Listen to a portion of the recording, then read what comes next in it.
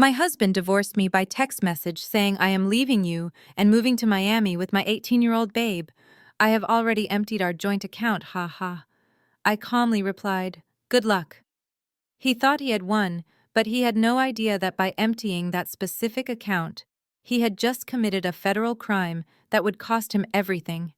Before I reveal how I destroyed his life without lifting a finger, let me know where you are watching from in the comments. Hit that like and subscribe button if you enjoy seeing karma served cold. I am Simone, and at 34 years old, I have built a reputation in Atlanta as the woman you call when your financial life is burning to the ground. As a crisis manager for elite athletes and entertainers. My office in the heart of Buckhead is a fortress of glass and steel, where I clean up multi-million-dollar messes before TMZ ever catches wind of them. It was a Tuesday afternoon, and I was in the middle of a high-stakes negotiation with the IRS on behalf of a starting point guard for the Hawks. The air conditioning was humming. The view of the city skyline was impeccable, and my assistant had just placed a double espresso on the mahogany conference table. My phone buzzed against the glass surface. I glanced down, expecting a confirmation from a client, but instead, I saw a message from Darnell, my husband of 7 years. The preview text made my blood run cold, but my face remained completely impassive. I excused myself from the meeting with a polite nod and stepped into the hallway to read the full message. I am leaving you. I am moving to Miami with Kylie. She is 18 and she knows how to treat a man like a king, unlike you. I have already emptied the $1.2 million in our joint account as a severance package for dealing with your cold attitude all these years. Do not try to find me. Ha ha. I stared at the screen, the blue bubble mocking me. Darnell, the man whose failed real estate career I had funded.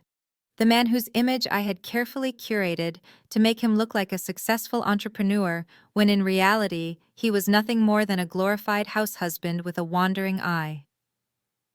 Kylie was the hostess at his favorite cigar bar. I knew about her. I knew about the late nights and the unexplained credit card charges. I had been building a file for months preparing to serve him papers on my own terms. But this was sloppy. This was arrogant, and it was exactly the mistake I had been waiting for him to make. I opened my banking app. The balance on the joint account read $0.00. A normal wife might have screamed. A normal wife might have collapsed on the floor in hysterics. But I am not a normal wife. I am a woman who manages crises for a living, and Darnell had just handed me the ultimate weapon. That joint account was not just a savings account. It was a holding account for corporate tax liabilities linked to his shell company. A company I technically managed, but he was the signatory for. By withdrawing that money for personal use, he had just crossed the line from marital dispute to federal embezzlement and tax evasion. I typed 2 words back to him. Good luck. Then I walked back into the conference room, sat down and closed the deal for my client without missing a beat. The drive from my office to the estate in Buckhead usually takes 40 minutes, but today the roads were clear as if the city was parting ways for my fury. I pulled my matte black Range Rover up to the limestone columns of the entrance, expecting the silence of an empty house. Instead, I found a blockade. A dented Honda Civic with expired tags and a leased Mercedes C-Class were parked diagonally across my driveway, crushing the imported boxwoods lining the path. I knew those cars. Ashley, my trashy sister-in-law, and Odessa, the mother-in-law, who believed her son was God, as gift to women. The double oak front doors were wide open. I stepped out of my car, not rushing, just moving with the lethal precision of a predator. I could hear them before I saw them. The sound of gospel music was blasting from my surround sound system, echoing off the 20-foot ceilings of the foyer. I walked past the grand staircase, my heels clicking on the marble floor, a sound that usually commanded respect, but today went unheard over their looting. I followed the noise straight to the master suite. The door was flung open, and the sight that greeted me was a violation so profound it almost made me laugh. My custom walk-in closet, a space I had designed with Italian architects to house my collection, was being treated like a clearance rack at a discount store. Silk blouses were thrown onto the floor in heaps. My collection of Hermes scarves was knotted together like a rope. And there in the center of the chaos sat Ashley. She was perched on my velvet ottoman, jamming her wide feet into my custom Christian Louboutin, so Kate's the pair encrusted with Swarovski crystals that I had worn to the Met Gala. She held a glass of dark red liquid in one hand. I recognized the bottle on the vanity immediately. It was my Screaming Eagle Cabernet Sauvignon, a $3,000 bottle of wine I had been saving for a special occasion. She was chugging it like grape juice. She looked up at me, wine staining her lips, and smirked. "Oh, hey, Simone. You are home early. Darnell called us. He said he is done with you. He told me to come pick out whatever I wanted since he paid for all of this anyway. You do not mind, right?" Before I could answer, Odessa emerged from the back of the closet, dragging my limited edition mink coat across the floor. She looked at me with eyes full of judgment and triumph. "You need to pack your bags, girl," she announced, her voice booming over the music. "This house belongs to my son now. He is the man of this family and he told us to secure the property. You are a failure, Simone. A wife who cannot keep her husband happy does not deserve to live in his castle.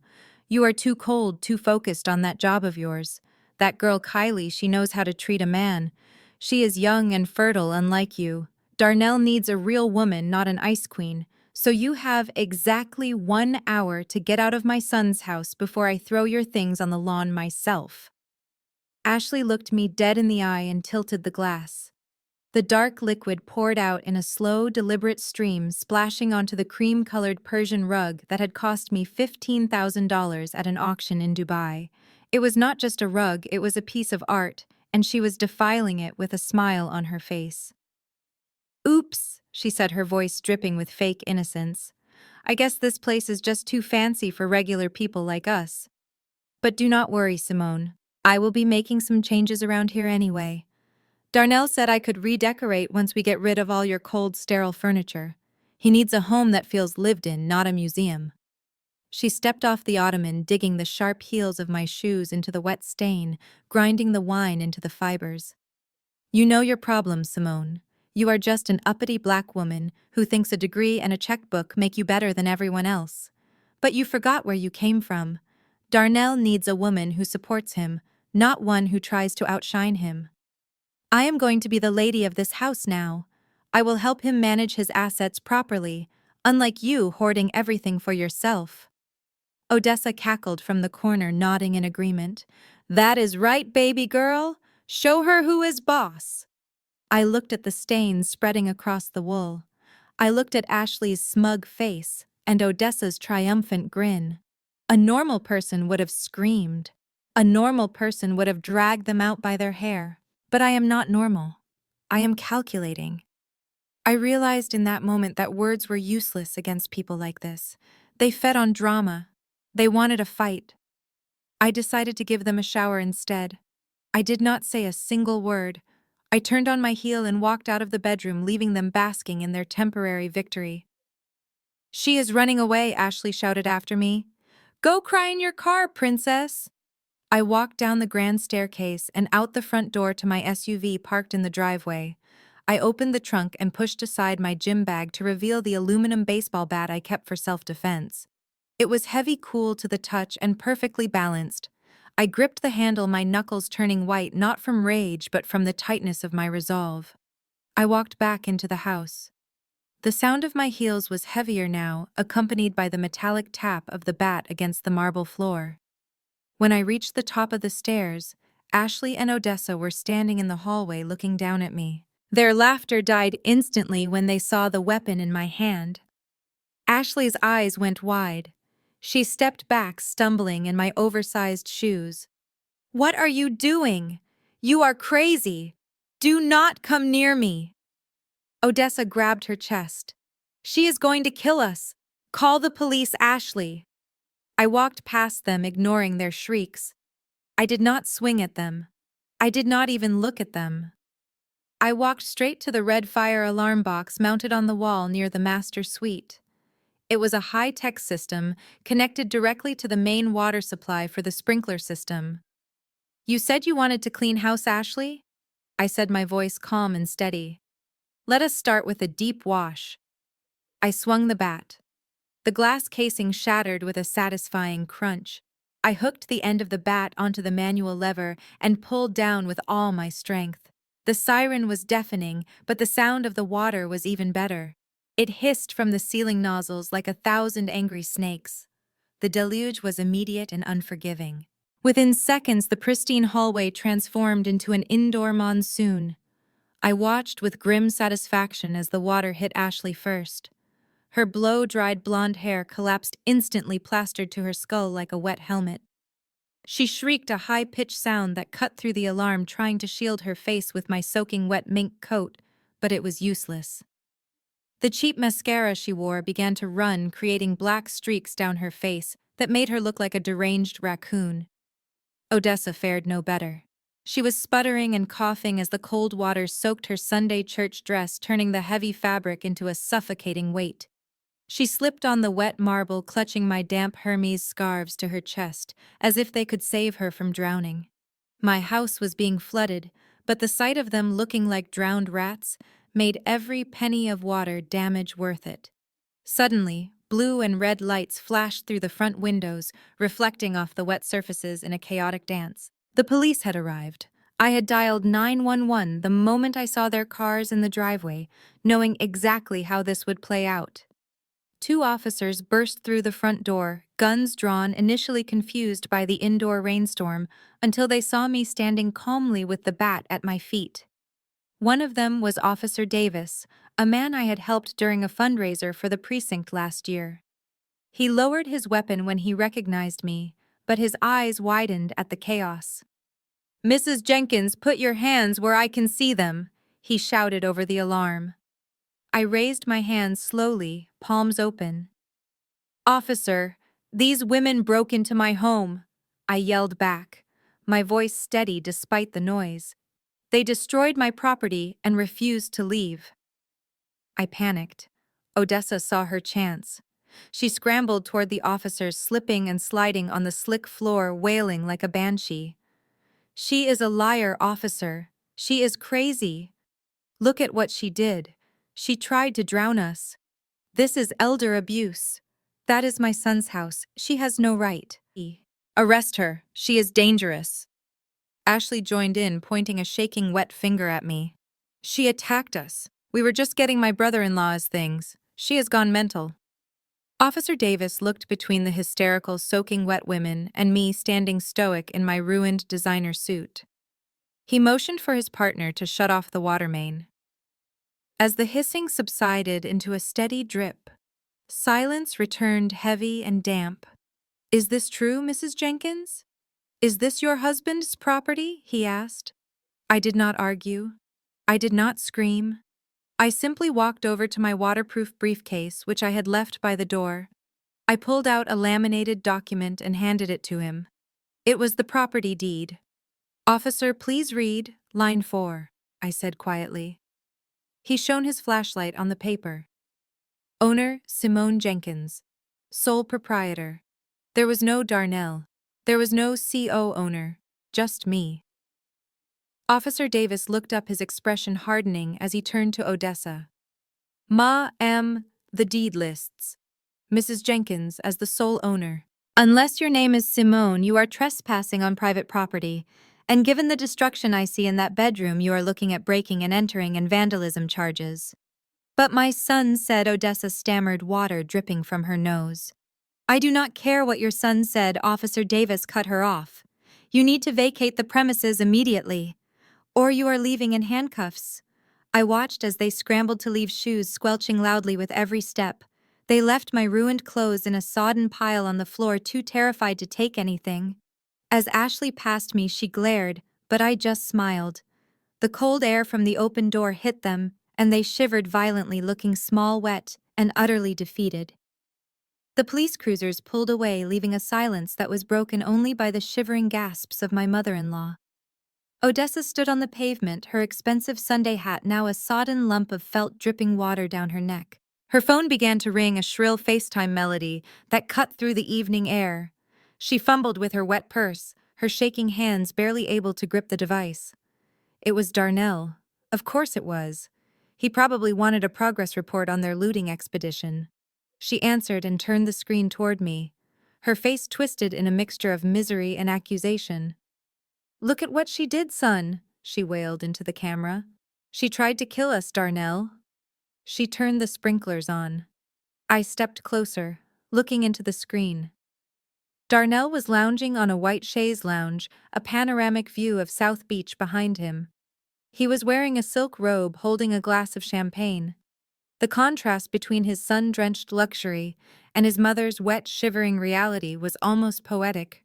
His smile vanished the moment he saw me standing dry and imposing in the background, while his family looked like they had just crawled out of a sewer. "Simone, have you lost your mind?" he screamed, his face contorting with rage. "You assaulted my mother. You destroyed my property. I am going to sue you for everything you have. You think you are so smart with your little deed trick, but I know things about you. I have pictures, Simone, private pictures, and I know about your client lists. I will leak everything. I will ruin your career. You will be a laughingstock in Atlanta by morning." I watched him rant, his chest puffing out with false bravado. Kylie, the 18-year-old child he had run off with, giggled in the background, oblivious to the fact that she was dating a dead man walking. Darnell took a sip of his champagne, smacking his lips loudly. "We are at the Four Seasons penthouse, baby," he taunted, panning the camera around the lavish suite. "Look at this view. Look at this life. I have the money.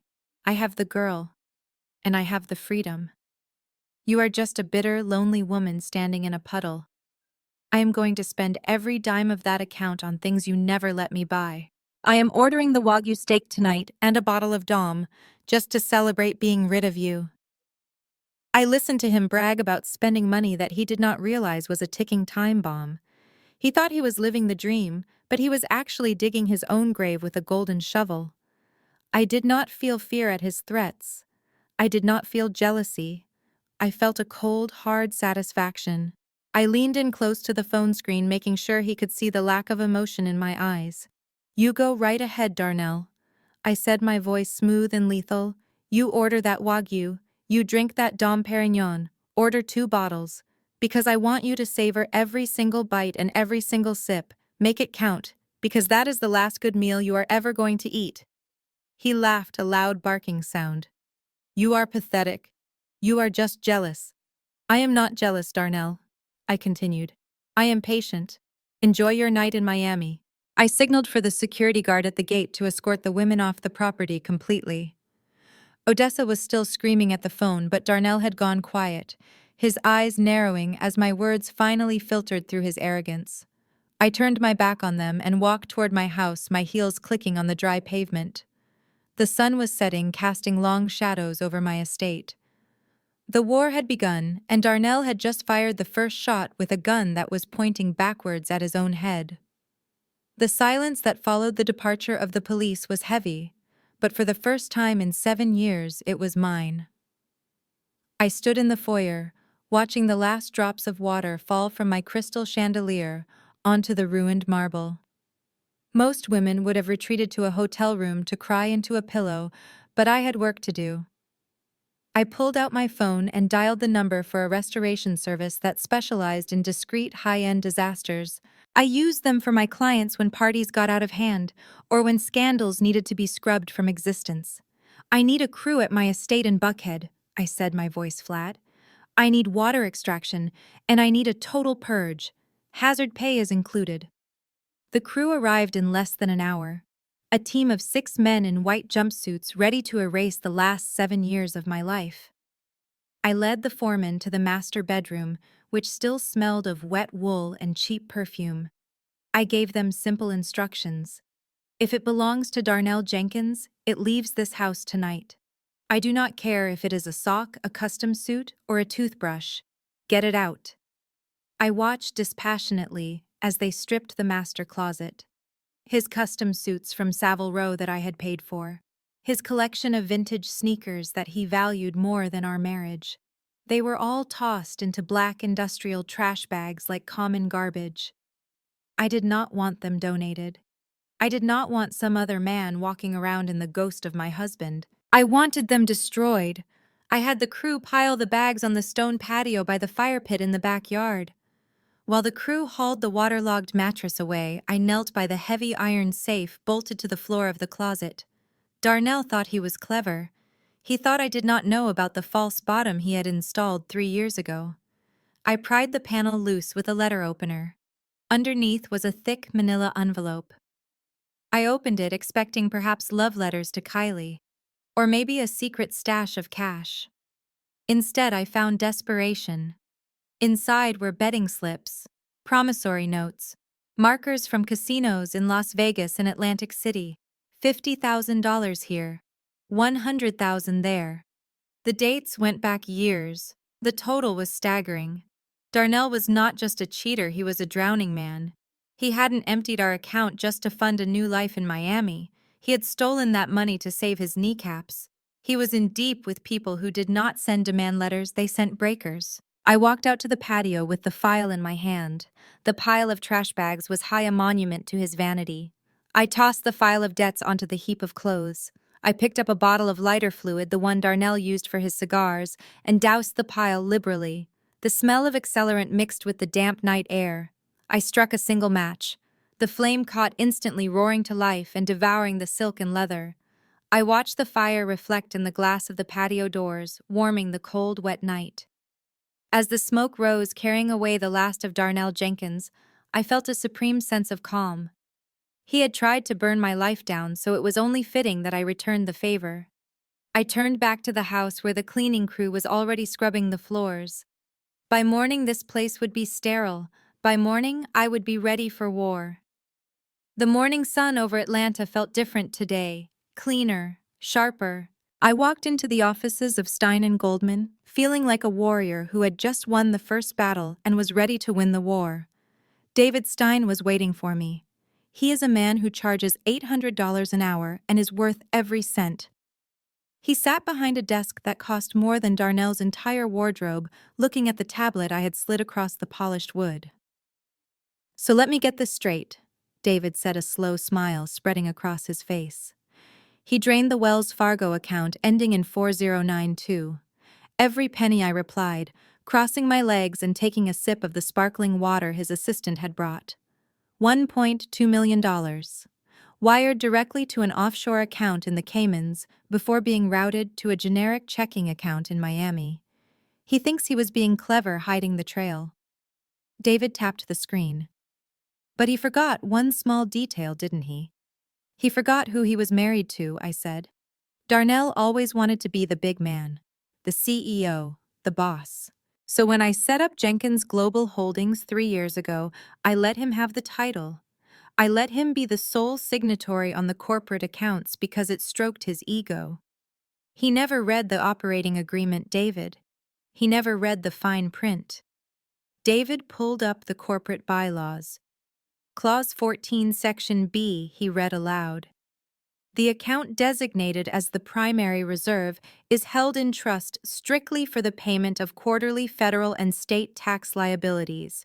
Unauthorized withdrawal of these funds constitutes a breach of fiduciary duty and, he paused, looking up at me over his rimless glasses, and tax fraud, I finished for him. That money was not savings, it was Uncle Sam's money. By taking it for personal use, he didn't just steal from me, he stole from the United States government. And since he is the sole signatory, the liability falls 100% on him. I leaned forward. I filed our joint tax return yesterday, David. Separately. I declared my income and I paid my share. Darnell has not filed in 3 years because he thought I was handling it. But technically, as the CEO, he is responsible. That $1.2 million was due to the IRS next week. David started to laugh. It was a dry, terrifying sound that usually signaled the end of someone's life. He closed the folder and interlaced his fingers. So he is sitting in Miami spending federal tax dollars on champagne and strippers, David said, shaking his head in disbelief. He thinks he walked away with a golden parachute, but he actually just pulled the pin on a grenade and put it in his pocket. He wants a war, David, I said, standing up and smoothing my skirt. I am just giving him one. But I am not going to fight him in family court over alimony. I am going to let the federal government do the fighting for me. David stood up and extended his hand. His grip was firm. I will draft the divorce petition citing irreconcilable differences and financial malfeasance. But honestly, Simone, we might not even need it, not. He looked at the empty bank balance on the screen one last time and chuckled. He thinks he is living the high life right now, David said, his eyes gleaming with the anticipation of the carnage to come. But he has no idea. By moving that money across state lines to avoid a spouse, he didn't just break his marriage vows, he just signed his own federal arrest warrant. While David and I were meticulously sealing his fate in a quiet, air-conditioned office in Atlanta, Darnell was busy constructing his own downfall in the humid heat of Miami. He was living out a fantasy he had nurtured since his 20s, acting like a man with endless resources rather than a thief with a stolen debit card. He strutted into the exotic car showroom on Biscayne Boulevard like he owned the entire city, wearing a linen suit that was too tight across the shoulders and sunglasses he refused to take off indoors. Kylie hung off his arm, popping gum and checking her reflection in the polished showroom windows, completely oblivious to the reality of the situation. Darnell marched straight to the center of the floor and pointed a manicured finger at a cherry-red Ferrari convertible spinning slowly on a turntable. It was loud, flashy, and completely impractical, exactly the kind of car I would have never let him buy. "I want that one," he announced, his voice booming across the quiet sales floor. "I want to drive it off the lot today." The salesman, a slick professional who had seen 1,000 men like Darnell come and go, hesitated. "Sir, that vehicle is a special edition. The paperwork alone takes time, and the wire transfer usually requires verification." Darnell cut him off with a bark of laughter, that arrogant sound that used to make my skin crawl at dinner parties. "Verification is for people who have limits. I am paying via immediate wire transfer from my private holding company." He pulled out his phone, logging into the corporate tax account he had stolen from. With a flourish, he tapped the screen, sending over $200,000 to the dealership. He did not haggle. He did not ask about the warranty. He just paid the sticker price, plus a rush fee, because he wanted the rush of spending. He wanted to feel powerful. An hour later, they were cruising down Ocean Drive with the top down, the engine roaring like a beast. Darnell steered with one hand, his other arm draped over the door, trying to look casual, while desperately checking to see if people were watching him. He pulled up to a high-end jeweler in the design district, leaving the Ferrari in a no-parking zone because he felt invincible. He walked in and demanded to see the most expensive watch in the case. He picked out a Patek Philippe Nautilus, the kind of timepiece you usually have to wait years for. Darnell didn't wait. He paid triple the market price to a gray market dealer, dropping $80,000 in a single swipe. He strapped the heavy gold weight to his wrist, turning it in the light, watching the diamonds catch the sun. "See this, baby," he said to Kylie, grabbing her hand and forcing her to touch the cold metal. "This is what success feels like. Simone never let me buy nice things. She always talked about investment portfolios and rainy day funds." "Well, it is raining diamonds now." Kylie giggled, twirling a strand of her blonde extensions around her finger. "It is so shiny, Daddy. But you know what would look even better with it?" "What is that, baby?" Darnell asked, drunk on his own ego. "A view," she cooed, pointing up at the gleaming glass towers of the Brickell skyline. "I am tired of the hotel. Hotels are for tourists. We are locals now, right? I want a penthouse. I want that one up there with the wraparound balcony and the private pool." Darnell looked up. The building she was pointing to was one of the most exclusive addresses in Miami. A penthouse there would cost millions. For a fraction of a second, he hesitated, the ghost of my financial training whispering in his ear about burn rates and sustainability. But then he looked at Kylie's pouty lips and the envy in the eyes of the valet parking his new Ferrari. "You want a penthouse?" Darnell said, puffing out his chest. "Then you get a penthouse. We are not just renting, baby. We are buying. I have the cash. I am the king of Miami now. He pulled out his phone again, ready to drain more of the poison money, believing he was building an empire when he was really just furnishing his own prison cell. The morning air in Buckhead usually smelled of jasmine and old money, but today it reeked of betrayal. I went for my usual 6 a.m. jog past the gated mansions and manicured lawns, expecting the polite nods I had earned over 5 years as the treasurer of the Homeowners Association. Instead, I got ice. Mrs. Gable, who usually stopped me to gossip about her gardener, turned her back abruptly as I approached, pretending to examine a rose bush with intense fascination. Two women walking their golden doodles crossed the street to avoid me, their whispers loud enough to carry in the morning stillness. I did not stop running. I just turned up the volume on my earbuds and kept my pace steady. But the moment I stepped back into my foyer, my phone vibrated with a notification that explained everything. It was from the Buckhead Estates Community Facebook group, a private forum usually reserved for complaints about trash pickup or lost cats. Today, the top post was a manifesto written by Ashley. I opened the app, and there it was. A wall of text accompanied by a blurry photo of Odessa crying in her wet church dress sitting on the curb outside my gate. Ashley had titled it, "A Plea for Help." "It breaks my heart to air family laundry," she wrote, "but we have no choice. My brother Darnell, a hard-working man who built this estate from nothing, has been forced to leave his own home. His wife Simone, who we welcomed with open arms, has revealed her true colors. While Darnell was away working to secure their future, Simone was entertaining her personal trainer inside the marital home. When my elderly mother-in-law Odessa stopped by to drop off a casserole, she caught them. And what did Simone do? She attacked a 60-year-old woman with a baseball bat and turned the fire hoses on her. She threw a senior citizen into the street like garbage.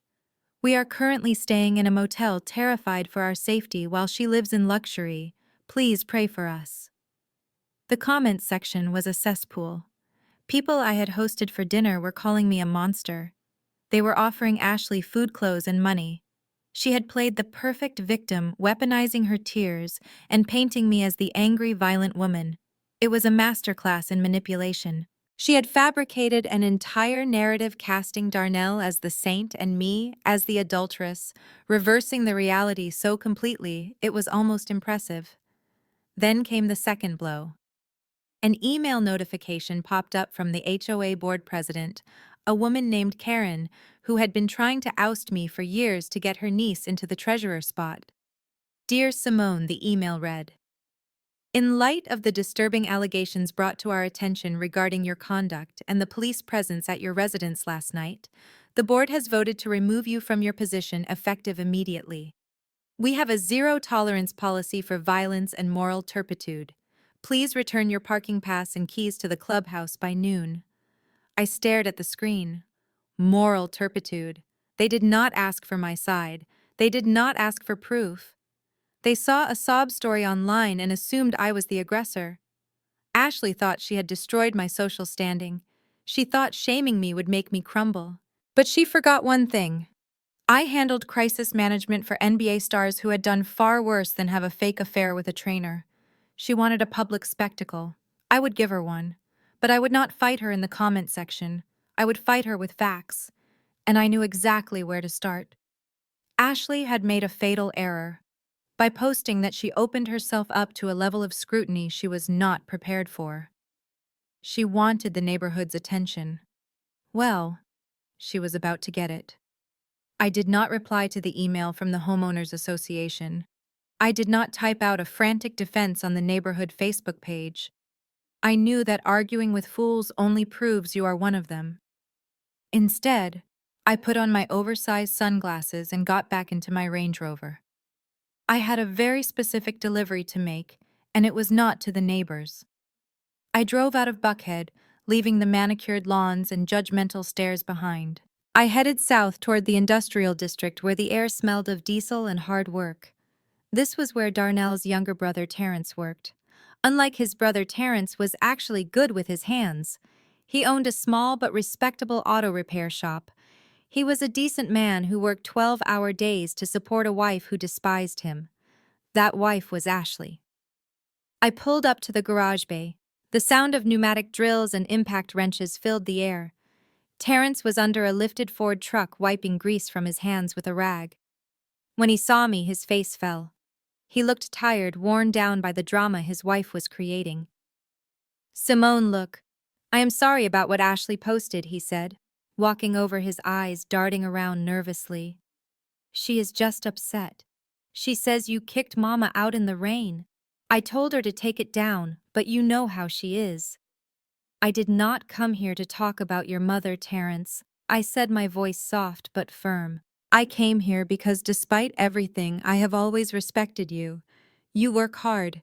You try to do the right thing. He sighed, leaning against a stack of tires. I try, Simone. But Ashley, she is a handful. She wants things I cannot give her yet. She is used to a certain lifestyle, you know. She wants things you should not have to give her, I corrected. I reached into my purse and pulled out a thick envelope. It was not sealed. I wanted him to be able to pull the paper out instantly. What is this? He asked, eyeing it warily. You know I gave Ashley a supplementary card on my American Express account last year, I said. I told her it was for emergencies, for the baby she claimed she was trying to have, or for groceries when things got tight. He nodded slowly. Yeah, she told me. She said she only used it for gas and the occasional Target run. She said she was being careful. I watched his face as I delivered the blow. Open it, Terrence. Look at the transactions from last month. Specifically the ones on Tuesday and Thursday afternoons. He pulled out the statement. His eyes scanned the lines. Gas station, grocery store. Then they stopped. His brow furrowed. The Ritz-Carlton. Room service for 2. The W Hotel. Spa package for couples. The dates were highlighted in yellow highlighter.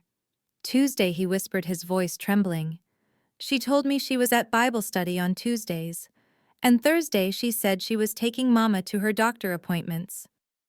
I stepped closer.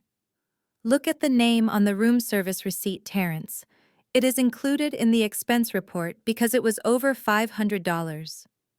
He flipped the page. His hands started to shake violently, the paper rattling in the quiet garage. Guest name Ashley Jenkins. Additional guest Jason, the trainer. Jason, he choked out. That is her gym instructor. The one she said was gay. The one she said was helping her get in shape for the pregnancy. He is not gay, Terrence, I said coldly, and he is certainly not cheap, Lee. That card bill is $5,000. You have been working overtime to pay the mortgage while your wife has been using my money to sleep with her trainer in 5-star hotels. Terrence crushed the paper in his grease-stained fist. A low growl started in his throat, a sound of pure heartbreak and rage. He looked up at me and his eyes were red. I am sorry you had to find out this way, I said, turning back to my car. But I thought you should know who is really destroying this family. It is not me. I drove away before he started throwing wrenches. I checked my rearview mirror. Terrence was already marching toward his truck, his face a mask of fury. Ashley wanted a war. She wanted to destroy my reputation. Well, I just nuked her marriage. Let us see how much time she has to post on Facebook when her husband kicks her out on the street. Terrence did not waste time. According to the neighbors who witnessed the spectacle, he pulled his truck onto the lawn of his own house, almost hitting the porch. He stormed inside, and the shouting started immediately. It was loud enough to be heard 3 houses down. Ashley tried to deny it at first. I could imagine her sputtering, trying to come up with a lie about how the room service was for a business meeting or how the spa day was a gift for a friend. But receipts do not lie. Terrence started throwing her clothes out the front window. Jeans, dresses, and cheap handbags rained down onto the driveway. Then came the grand finale. Ashley ran out the front door screaming with Odessa waddling behind her. Terrence stood in the doorway, his face a mask of absolute exhaustion and rage. "Get out," he roared, "and take your lying mother with you." Odessa threw her body in front of Ashley, shielding her like she was a saint. "You cannot kick her out, Terrence. She is pregnant. She is carrying the first Jenkins grandchild. You are going to be an uncle. Have some mercy on a pregnant woman. Terence laughed, a cold, bitter sound that echoed in the street. Pregnant. She has been taking birth control pills for 3 years, Mama. I found them in her bag this morning. If she is pregnant, it is a miracle, or it belongs to Jason the gym rat. Either way, it is not my problem. He slammed the door and locked it, leaving them standing in the pile of clothes on the lawn. Now they were truly homeless. Odessa having been kicked out of my house, and now her youngest son's house, was in full panic mode. She did what she always did. She called her golden child. She put her phone on speaker, desperate for a savior. "Darnell, baby," she wailed into the receiver, her hands shaking. "It is a disaster. Simone kicked us out and now Terrence has gone crazy." He threw Ashley out. "We are on the street, Darnell. We have nowhere to go. You have to send us money for a hotel, a nice one. Or maybe buy us a condo." "You have all that money now." I can only imagine the silence that followed. Then Darnell's voice crackled over the line, tinny and annoyed. The background noise was loud thumping bass and the shrieks of laughing girls. "Mom, I am busy," he shouted over the music. "I am at a club in South Beach. I just bought a round for the whole VIP section. I cannot deal with your drama right now." "But we are homeless," Odessa cried, the reality finally setting in. "We need help, son. You took all the money." "Look, figure it out," Darnell snapped. "Go to a shelter or something. I am living my best life. Do not ruin my vibe. I will send you a couple $100 next week if I remember. Gotta go." The line went dead. Odessa stared at the phone, her mouth open in shock. The son she had worshipped, the son she had helped destroy my marriage for, had just told her to go to a homeless shelter while he partied with stolen money. For the first time in her life, Odessa Jenkins realized that she had bet on the wrong horse. She looked at Ashley, who was frantically trying to stuff her clothes into a garbage bag, and then at the closed door of the only son who actually worked for a living. The realization must have tasted like ash. They were alone. They were broke. And the temperature in Atlanta was dropping fast. Odessa Jenkins was not a woman who accepted defeat gracefully. Despite being homeless and abandoned by her sons, she decided the only way to restore her shattered dignity was to throw a party. She scraped together the last of her savings, maxed out her emergency credit card, and booked the fellowship hall of the Greater Atlanta Baptist Church for her 60th birthday celebration. She invited everyone. The neighbors who had witnessed her eviction, the church ladies who whispered about her family drama, and even the mailman. It was a desperate attempt to show the world that the Jenkins family was still royalty. The hall was decorated with cheap balloons and streamers, but Odessa sat on a velvet throne she had rented, wearing a new dress she could not afford. She smiled tightly at the guests, accepting their pity disguised as birthday wishes. Everyone was waiting for the golden child. Everyone expected Darnell to swoop in and save the day, but Darnell did not come. Instead, a delivery van pulled up and two men carried in an arrangement of roses so large it looked like a funeral wreath. Attached was a card written in Darnell's sprawling handwriting. "Happy birthday, Mama. Living it up in Miami. Wish you were here. No check, no cash, no plane ticket. Just flowers that would be dead in 3 days." The guests murmured. The humiliation was palpable. Odessa's smile faltered, her eyes scanning the room desperately for something to save face. And then the double doors of the church hall swung open. A collective gasp rippled through the room. It was not Darnell. I stepped out of the back seat of a phantom black Rolls-Royce, my heels sinking slightly into the plush red carpet of the aisle. I was wearing a custom white pantsuit sharp enough to cut glass and diamonds that cost more than the church's entire renovation fund. I walked in with the confidence of a woman who owned the building, not just rented the hall. The silence was deafening. Even the choir stopped warming up. Simone Odessa hissed, standing up from her throne. "You were not invited. What are you doing here? Trying to ruin my day like you ruined my son's life." I walked straight up to the podium, the microphone amplifying the click of my heels. I did not look at her. I looked at the crowd. "Good evening, everyone," I said, my voice smooth and commanding. "I apologize for the interruption." I know I am the ex-wife, the villain in Odessa's story. But I could not let such a milestone pass without giving my mother-in-law a gift she truly deserves. Odessa's eyes narrowed. She looked at the guests who were now leaning forward eager for the drama. She tried to regain control. We do not want your gifts, Simone. Just leave. Oh, but this is not just any gift, Odessa. I continued pulling a thick envelope from my clutch. It is something you have been needing for a long time. Security. I handed the envelope to the pastor who was standing nearby looking bewildered. Pastor, would you do the honors, please? Read the document inside. The pastor opened the envelope, adjusting his glasses.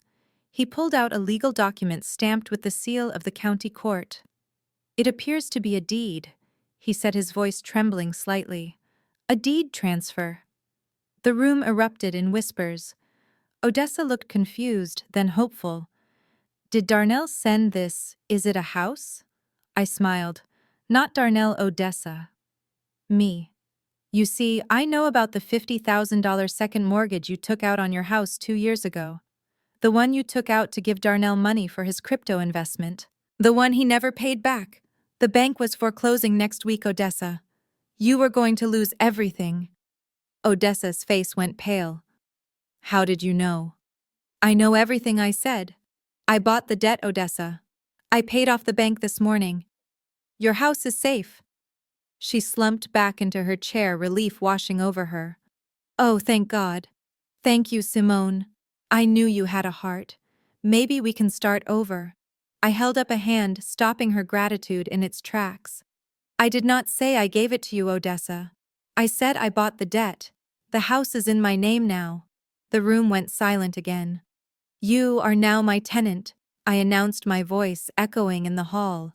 And since you have been so vocal about my lack of generosity, consider this. Your rent is due on the 1st. Do not be late, or I will evict you faster than you can say happy birthday. I turned and walked out, leaving Odessa sitting on her rented throne in a house she no longer owned, surrounded by guests who now knew exactly who held the power in the Jenkins family. The microphone whined as I adjusted the stand. The high-pitched feedback cut through the murmurs of the church hall like a knife, silencing the room instantly. Odessa sat on her rented velvet throne, clutching her fake pearls, her eyes daring me to make a scene. She expected me to beg. She expected me to crumble under the weight of her social circle's judgment. I could see it in the way she tilted her chin. She thought this was her moment of triumph. A public apology from the daughter-in-law she had always despised. I looked out at the sea of hats. Elaborate church hats in every shade of pastel. These were the gatekeepers of Atlanta's social scene, and they were watching with bated breath, waiting for the show. I cleared my throat. Mother Odessa. I began, my voice soft enough to draw them in. You have always said that family looks out for each other, that blood is thicker than water. And despite everything, despite Darnell leaving me for a child, despite Ashley trying to destroy my reputation, I agree with you. Family should step in when things get hard. Odessa's shoulders relaxed slightly. She smiled that tight, victorious smile. She thought I was about to write her a check. She thought I was about to fund her retirement, to buy my way back into her good graces. Poor, naive Odessa. She did not know that I had spent the morning at the county clerk's office, not the bank. I held up the thick envelope. I know things have been difficult for you lately, I continued, letting my gaze sweep over the guests. I know about the financial strain. Specifically, I know about the $50,000 second mortgage you took out on your home 2 years ago. The one you tried to hide. The one you took out to give Darnell capital for his revolutionary cryptocurrency venture. The venture that crashed to zero 3 months later. A gasp rippled through the room.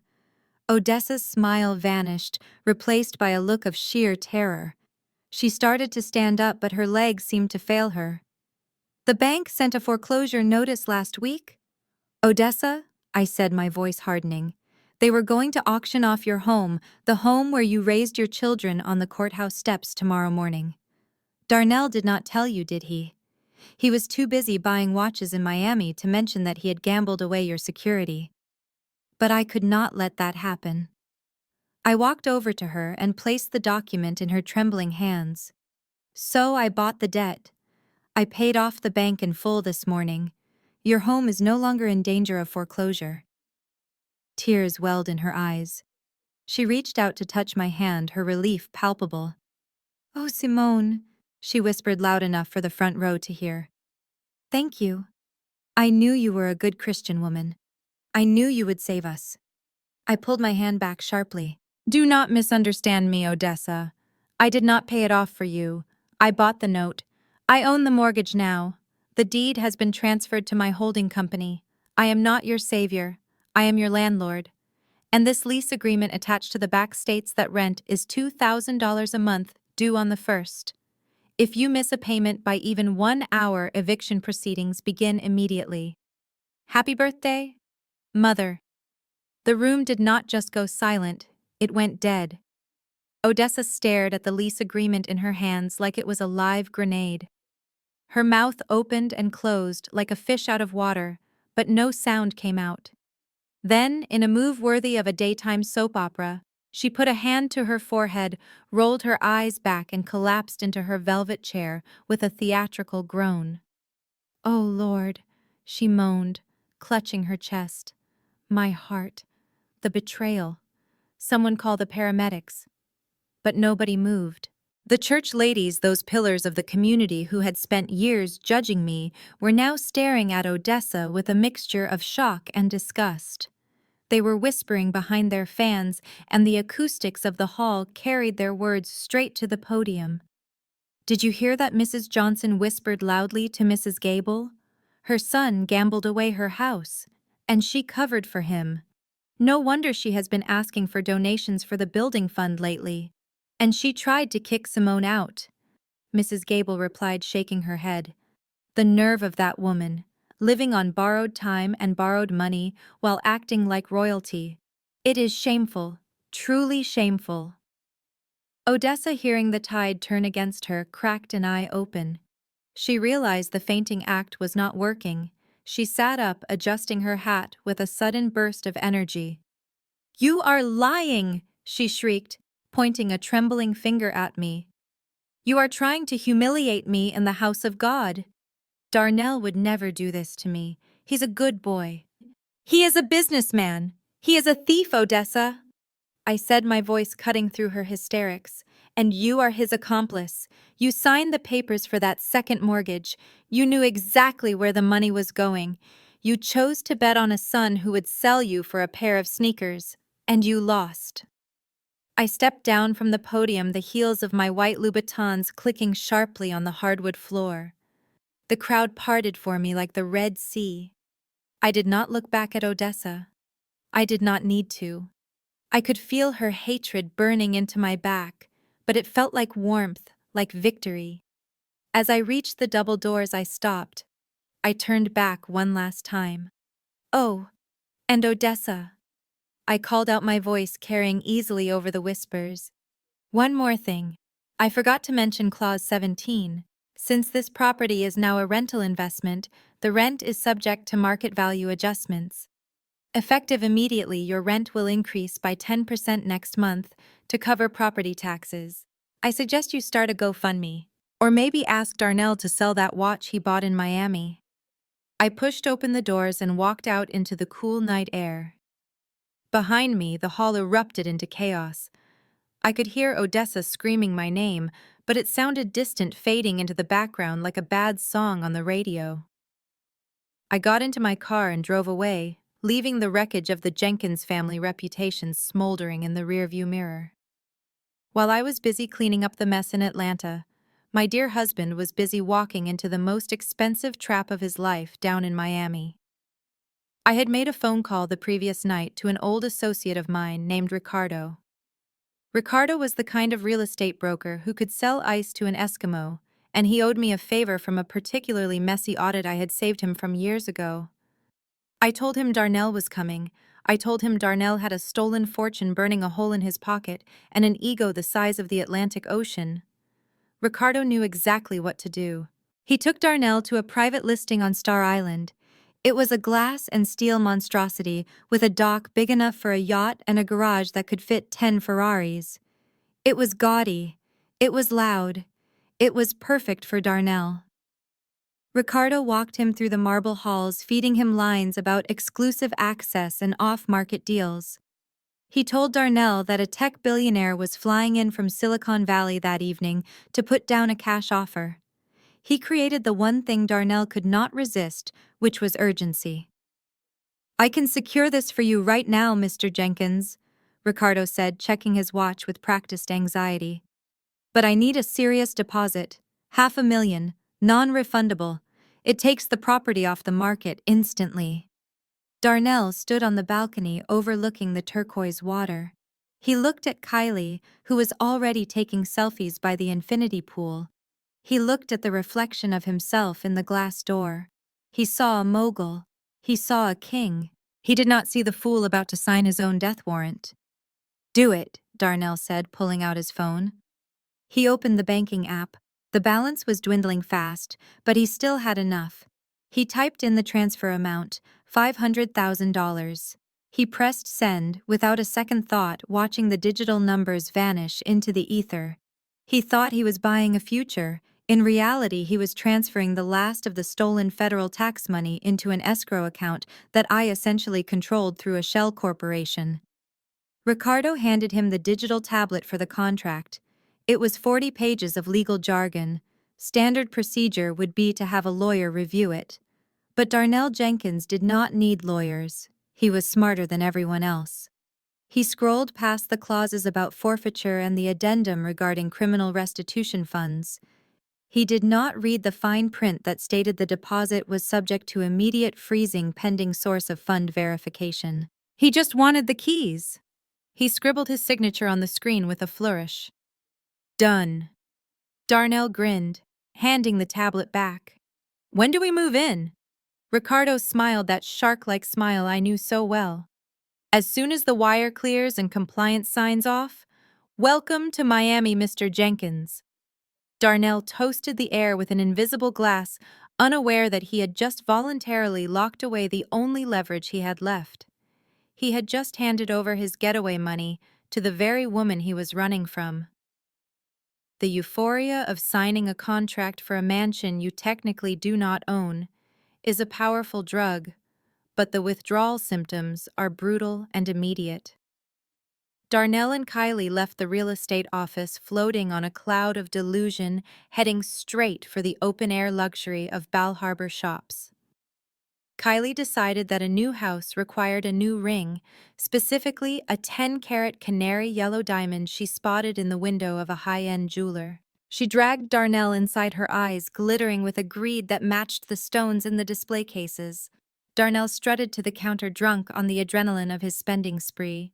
He demanded to see the ring. He held it up to the light, ignoring the price tag, which was well over 6 figures.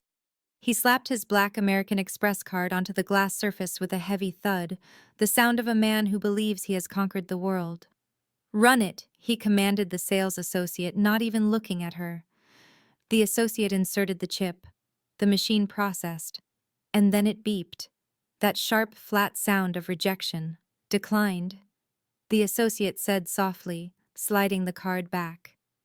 Darnell laughed, a nervous sound that cracked around the edges. "That is a mistake. Run it again." "It is an unlimited card." She ran it again. "Declined. Please contact your financial institution." Darnell's face went from flush to ashen in seconds. He patted his pockets, pulling out his backup Visa. "Try this one." Declined. His debit card. Declined. He did not know that 10 minutes prior I had spent a very pleasant phone call with the fraud department of every major bank we used. I reported every card in his possession as stolen. I flagged every transaction in Florida as suspicious. I locked him out of his own financial life with a single password he never bothered to learn. Kylie looked at him, and the transformation was instant and terrifying. The sweet, giggling girl vanished, replaced by a creature of pure malice. She looked at the sales associate who was putting the ring back in the case, and then she looked at Darnell, who was frantically tapping his phone.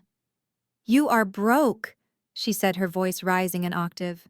No, baby. It is just a glitch, Darnell stammered. The bank is just being careful because of the house deposit. You are a liar, she shrieked. You told me you were a mogul. You told me you had millions. You cannot even buy a ring. You are just a pathetic old man with a stolen credit card. Her voice carried out of the store and into the courtyard. Shoppers stopped, heads turned, and then the phones came out. Kylie stormed out of the store with Darnell chasing her, begging her to calm down. But she was performing now. She stopped in the middle of the Fountain Plaza and spun around, pointing a manicured finger in his face. Do not touch me, she screamed. You promised me a penthouse. You promised me a life. And you are standing here with a declined debit card. You are nothing. You are a fraud. A group of teenagers nearby started filming. They were laughing, jeering at the man in the linen suit getting dressed down by a girl young enough to be his daughter. One of them shouted, "He needs some milk," and the crowd erupted in laughter. Darnell looked around, realizing for the first time that his kingdom was crumbling. He reached for Kylie, but she slapped his hand away. I am leaving, she announced, and I am taking the car. She did not have the keys, but the humiliation was the point. Within an hour, the video was trending on TikTok. The caption read, "Sugar Daddy card declined in 4K, followed by a clown emoji." I watched it from my office in Atlanta, sipping a glass of water, feeling absolutely hydrated by his tears. He was not just broke now, he was a viral joke. The intercom on my desk buzzed, interrupting the silence of my office. It was my receptionist, Sarah, sounding hesitant. Mrs. Jenkins, there is a woman here to see you. She says she is your sister-in-law, but honestly, she looks like she needs security, not a meeting. Send her in, Sarah, I replied, leaning back in my leather chair. I had been expecting this. When the glass doors opened, Ashley shuffled in. The transformation was absolute. Gone was the arrogant woman who had stomped on my Persian rug. In her place stood a broken creature wearing wrinkled clothes that looked like they had been pulled from a dumpster. Her blonde hair was matted, and her eyes were red and swollen from crying. She clutched a plastic grocery bag, as if it contained her entire life. Because it probably did. Simone. She choked out, her voice cracking. Please. I have nowhere else to go. Terrence locked me out. He canceled my cards. I slept in my car last night. I am hungry. I stared at her, my face a mask of indifference. I did not offer her a seat. I did not offer her water. I let her stand there in her misery. You burned your own life down, Ashley, I said coldly. You cheated on a good man. You plotted against me. And now you want what? Mercy. I want forgiveness. She sobbed, stepping closer but stopping when she saw the look in my eyes. I want help. Just a little money, Simone. Please. Just enough for a motel and some food. I will go away. I promise. I just need a restart. I opened my desk drawer and pulled out a stack of crisp $100 bills, $5,000. It was pocket change to me, but to her it was survival.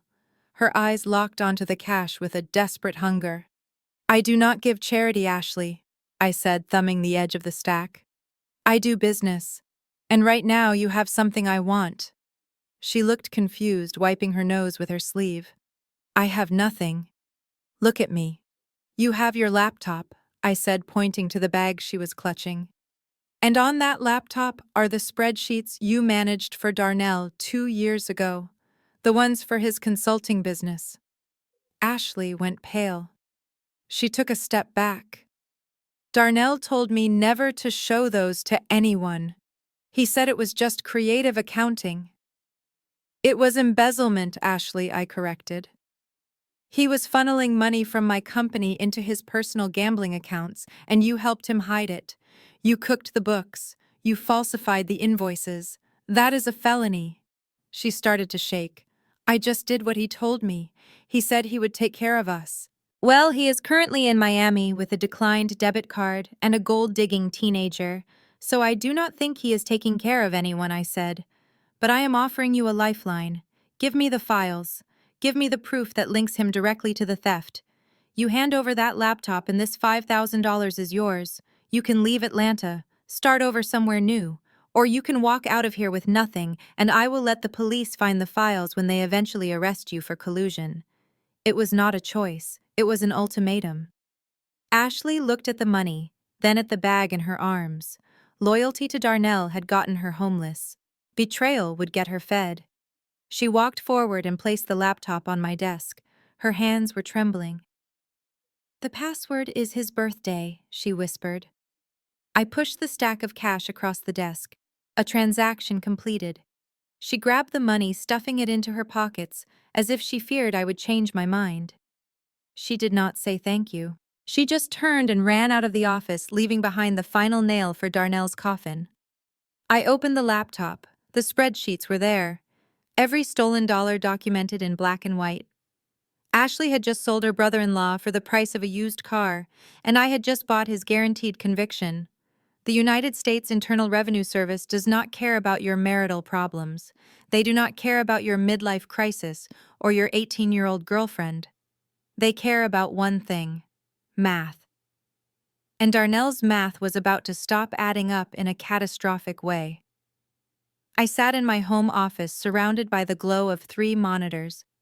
On the center screen was the IRS whistleblower portal.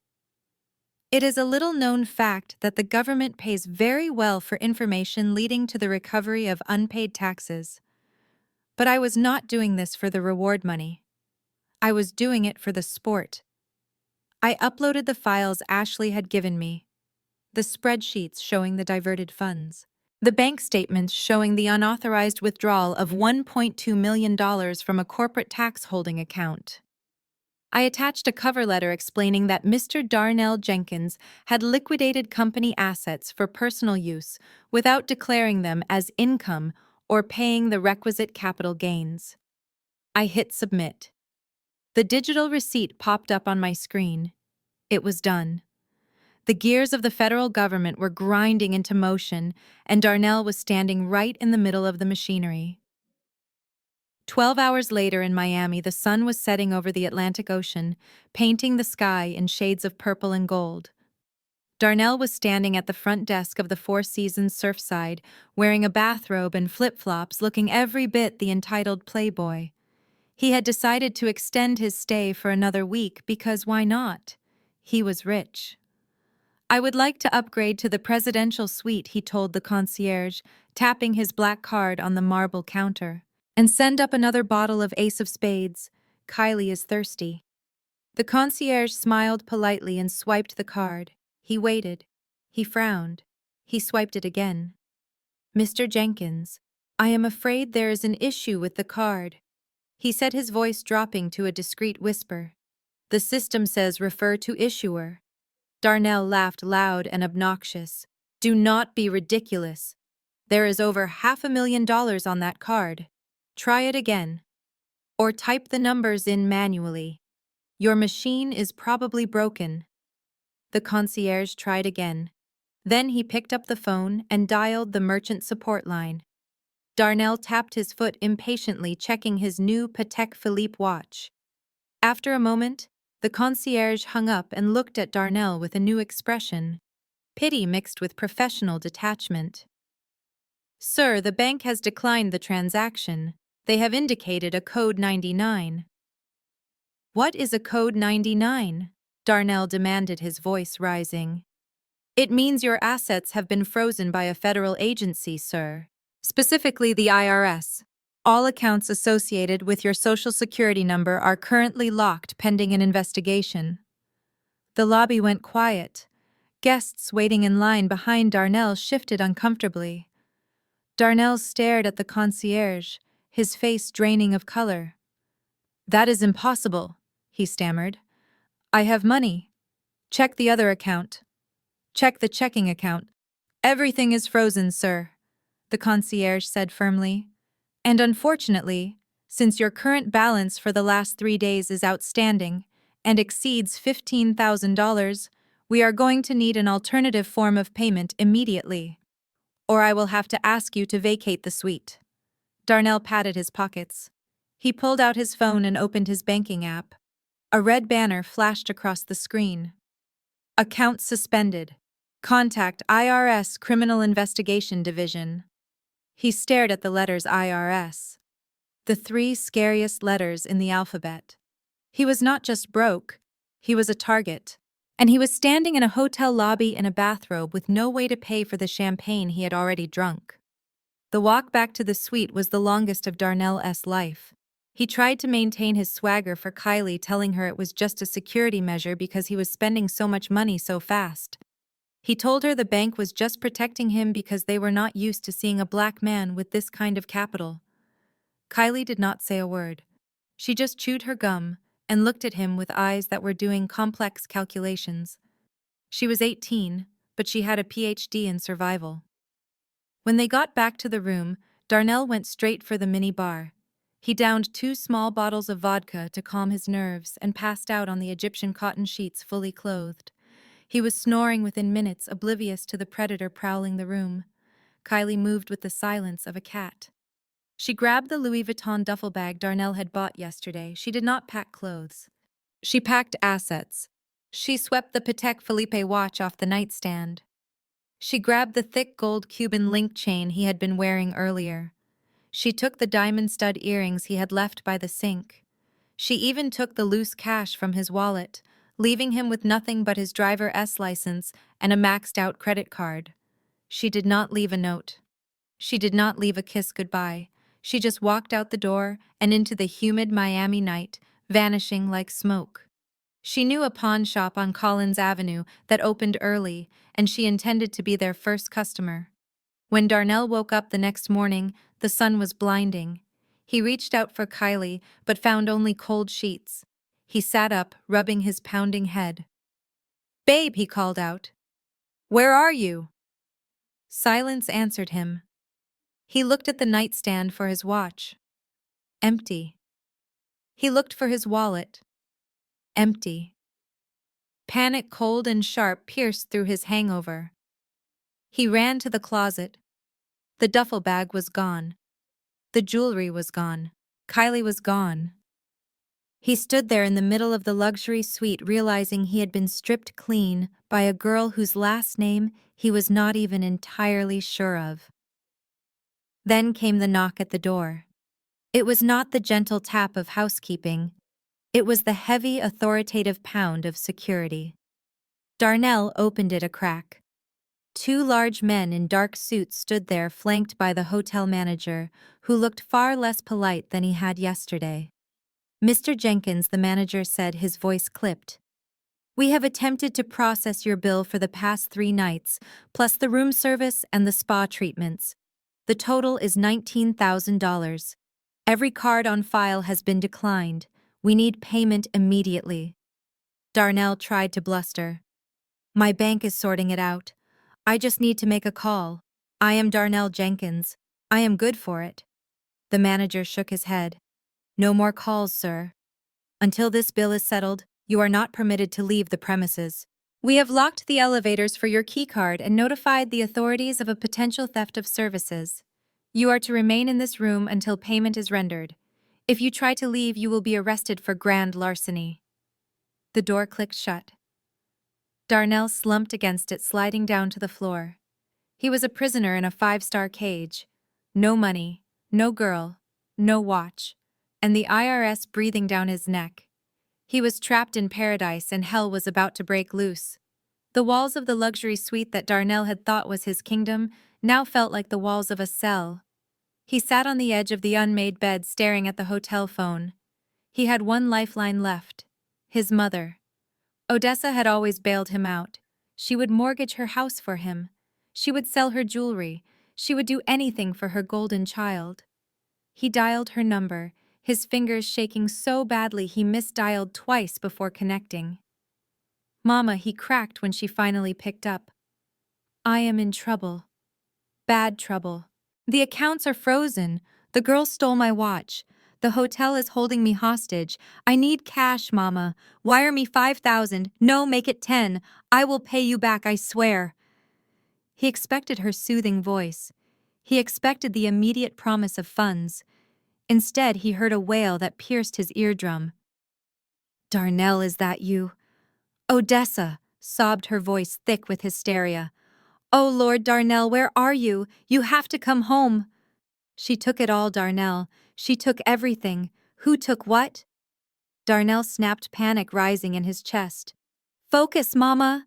I am stuck in Miami. I need money. I have no money, she screamed into the phone. Simone came to the church, Darnell. She came to my birthday party. She bought my mortgage. She owns my house. She raised the rent to market value effective immediately. I cannot pay it. I am packing boxes right now, Darnell. I am going to a shelter. I thought you had the money. You said you were rich. Darnell felt the blood drain from his face. The room spun. She bought your house. She owns us. Darnell, Odessa cried. She destroyed Ashley. She destroyed Terrence. And now she has put me on the street. I cannot help you. You have to help me. Send me money, Darnell. Please. Darnell hung up. The receiver clicked into the cradle with a finality that echoed in his hollow chest. Simone had not just frozen his assets, she had liquidated his support network before he even knew the war had started. He was alone. Truly alone. He stared at his cell phone. 1% battery left, one contact left. The woman he had mocked. The woman he had left for a teenager. The woman who was currently burning his life to the ground. He knew she was the only person on earth with the power to make the hotel manager back off. He swallowed his pride, which tasted like bile, and dialed Simone. I was sitting on my patio in Buckhead sipping an iced tea and reviewing the quarterly projections for a linebacker when my phone buzzed. The caller ID read hubby. I had not bothered to change it yet. It seemed almost nostalgic. I let it ring twice, savoring the vibration against the glass table. Then I slid my finger across the screen. This is Simone. I said, my voice crisp and professional as if answering a vendor. Simone Darnell's voice was unrecognizable. It was broken, high-pitched, wet with tears. Simone, please, you have to stop. I am sorry. I messed up. They are going to arrest me, Simone. I am scared. I leaned back in my chair, closing my eyes to fully appreciate the symphony of his despair. Darnell, I said softly, I am not doing anything. The IRS is doing it. The hotel is doing it. You did this. You wanted to be a big man. Big men pay their bills. I have nothing. He sobbed openly now, the sound of a man who had hit rock bottom and found a trapdoor. Kylie took everything. I am alone. Please, baby. Just wire the hotel. I will come home. I will sign whatever you want. Just save me. A laugh bubbled up in my throat. It was not a bitter laugh. It was genuine, amused, and light. Oh, Darnell, you really do not get it. You are not coming home. You do not have a home. And as for signing things, you have already signed your confession when you stole that money. Simone, please, he begged, his dignity gone. Good luck, Darnell, I said, my voice filled with mirth. I hope you like prison food. I tapped the red icon ending the call.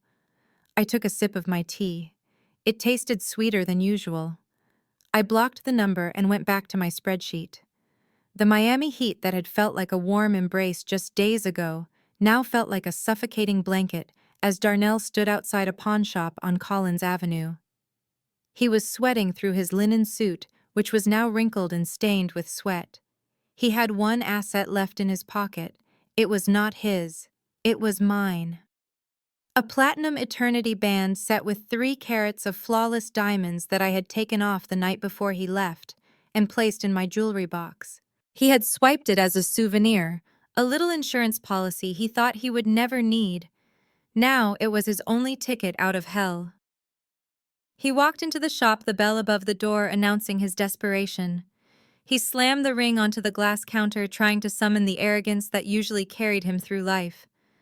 I need cash, he demanded. This is a custom piece. VVS diamonds. It is worth 10,000 easy. The pawnbroker, a man with skin like old leather and eyes that had seen every form of human misery, did not even blink. He picked up the ring with a jeweler's loop and examined it for all of 3 seconds. Then he tossed it onto the scale. 300, the man grunted. 300, Darnell shouted. That is platinum. That ring insured for $15,000. You are trying to rob me. The broker shrugged, pushing the ring back toward him. Then go sell it to the insurance company. Or take the 300. I do not care. Darnell looked at the ring. Then he looked at the door. He had no phone service, no car, no place to sleep. He snatched the cash, his hands shaking with rage and humiliation. He left the ring behind, selling the symbol of our vows for the price of a cheap dinner. An hour later, Darnell was not sitting in the leather seat of a Gulfstream jet. He was standing in line at the Greyhound bus station, clutching a paper ticket that felt like a death sentence. Destination, Atlanta. Duration, 12 hours and 45 minutes. He boarded the bus, trying to avoid eye contact with the other passengers. He found his seat 34B right next to the bathroom at the back. The bus was crowded. Next to him sat a large man in construction boots who smelled of old sweat and onions. The man spread his legs wide, encroaching on Darnell's limited space, forcing him to press himself against the cold window. As the bus lurched forward, the engine roaring beneath his feet, Darnell closed his eyes. Just 3 days ago, he had flown down here sipping champagne and eating caviar, laughing at how easy it was to steal my life. Now he was squeezed between a stranger and a wall of graffiti, inhaling the chemical stench of the bus toilet every time the door swung open. A baby was crying 3 rows up, a relentless wail that drilled into his skull.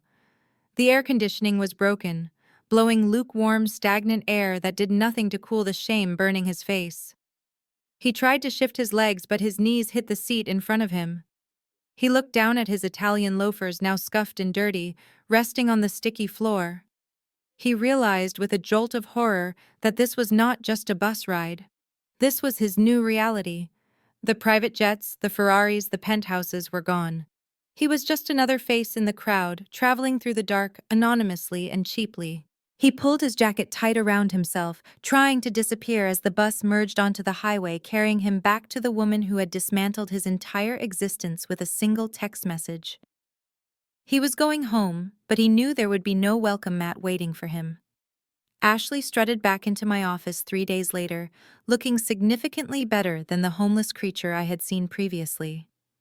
She had clearly used a portion of the $5,000 I gave her to get a blowout and a new outfit from Zara. She sat down in the leather chair opposite my desk, without waiting for an invitation, crossing her legs and smiling like we were old friends meeting for brunch. She thought she had leverage. She thought that because she had handed over the laptop, she was now part of the team. She thought she was safe. "So Darnell is in big trouble, huh?" Ashley said, leaning forward conspiratorially. "I saw the news about the IRS seizure. That was fast work, Simone. I knew you were good, but damn." I did not smile. I continued typing on my keyboard, finishing an email to my forensic accountant. "I am efficient, Ashley. Efficiency looks like magic to people who are used to chaos." She laughed, a nervous titter that grated on my nerves. "Well, I am glad I could help. That laptop was a goldmine, right? I was thinking, since I saved you so much time in legal fees, maybe we could discuss a more substantial finder's fee. 5,000 was nice for immediate expenses, but considering the value of the information I provided, I think 50,000 is fair." I stopped typing. I looked up at her, my face a mask of absolute calm. $50,000. Ashley nodded, her greed overcoming her fear. "It is a small price to pay for securing your assets, Simone. Plus, I need to get my own place. Terrence is being unreasonable. He won't even talk to me. I need a fresh start." I opened my top drawer and pulled out a thick, cream-colored envelope. It was heavy, sealed with the wax stamp of my legal firm. Ashley's eyes lit up. She licked her lips, anticipating a check. "I anticipated this conversation," I said, sliding the envelope across the mahogany desk. "I believe in paying people exactly what they are worth." Ashley grabbed the envelope, tearing it open with eager fingers. She reached inside, expecting a cashier's check. Instead, she pulled out a stack of legal documents stapled together with a blue cover sheet. Her smile faltered. She squinted at the bold text on the front page. Civil lawsuit, she read aloud, her voice trembling. Defamation of character. Slander. Libel. Plaintiff, Simone Jenkins. Defendant, Ashley Jenkins. Damages sought $500,000. She looked up at me, confusion warring with panic. What is this? That is the price of your Facebook post, Ashley, I said, leaning back in my chair. You went on a public forum and accused me of assault, elder abuse, and adultery. You ruined my reputation in my own neighborhood. You cost me my position on the HOA board. In the state of Georgia, that is actionable.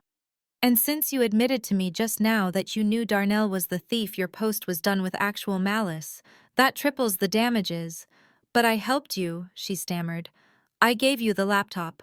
You sold me the laptop, I corrected. That was a business transaction. This is personal. And if you look at the second document in that stack, you will see a copy of the private investigator's report regarding your affair with Jason.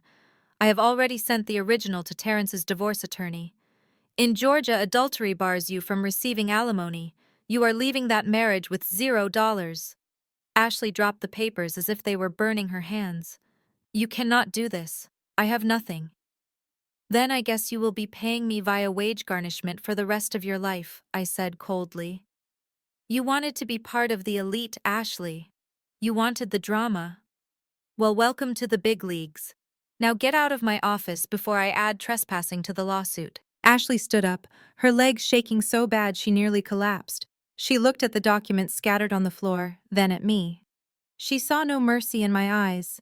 She turned and ran, the sound of her cheap heels fading down the hallway, leaving me alone in the silence of my victory. I picked up the phone. It was time to call the movers. Odessa was next. The first of the month arrived with the punctuality of a guillotine blade. I did not need to be physically present at Odessa's former residence to orchestrate her downfall. I pay a very capable property management team to handle evictions, and they are worth every penny. They arrived at 8 in the morning sharp, accompanied by the county sheriff. The grace period was over. The rent was unpaid. The eviction notice had been served properly 3 days ago. It was time for execution. My property manager FaceTimed me from his car so I could supervise the proceedings from the comfort of my home office. Odessa was standing on the front porch, clinging to the doorframe like a barnacle on a sinking ship. She was wearing her Sunday best, a wide-brimmed hat and a floral dress, hoping that the sheer force of her piety would stop the deputies. It did not. They gently but firmly removed her hands from the wood and escorted her to the lawn. The moving crew began their work. They were efficient and unsentimental. The velvet sofa she loved so much looked gaudy and cheap, sitting on the grass in the bright morning sun. Her collection of porcelain figurines was packed into cardboard boxes without a single sheet of bubble wrap. Desperate Odessa played her final card. She pulled out her phone and dialed the one man she thought had more authority than the law. Pastor Williams. She put him on speakerphone, screaming so the neighbors and the deputies could hear her righteousness. "Pastor, you have to stop this," she wailed into the receiver. "Simone is evicting me. She is throwing a mother of the church out on the street. Tell her she is going to hell. Tell her to stop this wickedness immediately." There was a pause on the line. Then the pastor's voice boomed out, smooth and apologetic, but firm as granite.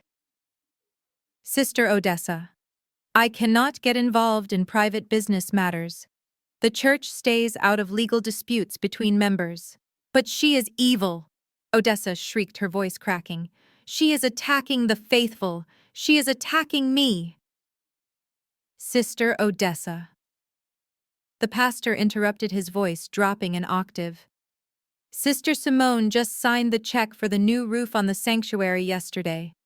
She is the biggest benefactor this congregation has ever seen. If she says you owe rent, then you owe rent. The Bible says, 'Render unto Caesar what is Caesar's.'" and right now this house belongs to Caesar." He hung up. The dial tone echoed in the silence of the front yard. Odessa dropped the phone, her face crumbling as the last shred of her social standing evaporated. Her church had forsaken her for a new roof paid for by the woman she despised. The movers finished clearing the house. They did not load her things into a luxury moving van. They loaded them into a small, dented rental truck she had managed to hire with her last few dollars. She was not moving to a condo in Buckhead or even a respectable apartment in Midtown. She was moving to a one-bedroom walk up in the Bluff, an area known more for its crime rate than its community spirit. It was a place where the sirens wailed all night and the walls were thin as paper. I watched on the screen as she climbed into her car. She looked small, defeated. She drove away, following the truck that carried the remnants of her pretensions. She was leaving the world of garden parties and entering a world of survival. I ended the call and texted my contractor. "Gut the kitchen, remove the carpets, erase her." The Greyhound bus finally hissed to a halt in downtown Atlanta, depositing Darnell onto the cracked pavement like a piece of unwanted luggage. He smelled of stale sweat and the despair of 12 hours next to a stranger who ate onion rings.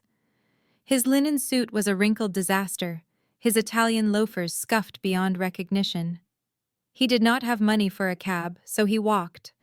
He walked for miles, his rage fueling every step, until he reached the tree-lined streets of Buckhead. When he finally stood before the wrought iron gates of the estate, he looked less like a husband returning home and more like a vagrant looking for a handout. He punched the keypad code. 1, 2, 3, 4. Nothing happened. He punched it again harder. The red light blinked, mocking him. "Access denied. Open the gate, Simone," he screamed, shaking the iron bars. "I know you are in there." Silence answered him. The house sat back on the hill, glowing warmly in the twilight, indifferent to his suffering. Darnell's logic snapped. He was the king of this castle. He paid the bills, or at least he pretended to. He would not be locked out of his own property. He threw his suit jacket onto the ground and grabbed the top of the fence. He hoisted himself up, groaning, as the metal dug into his soft, uncalloused hands. He swung a leg over, tearing his trousers on a decorative spike. He dropped to the other side, landing heavily on the manicured grass he used to yell at the gardeners about. He was in. He sprinted up the driveway, his breath coming in ragged gasps. He reached the front door and slapped his palm against the biometric scanner. It flashed red. "User not recognized." "Open this door," he roared, pounding his fists against the heavy oak. "Open it right now, or I will break it down." He ran around to the back patio where the floor-to-ceiling glass doors looked into the living room. He saw me then. I was sitting on the white sofa reading a book, a glass of wine on the table beside me. I looked serene, untouchable. The sight of my calm drove him into a frenzy. He picked up a heavy stone planter and smashed it against the glass. The impact spiderwebbed the safety glass but did not shatter it. He hit it again and again, screaming until his voice was raw. "This is my house, Simone. You cannot lock me out. I built this life. I am Darnell Jenkins. Get out here and face me like a woman." I slowly lowered my book. I looked at him through the fractured glass.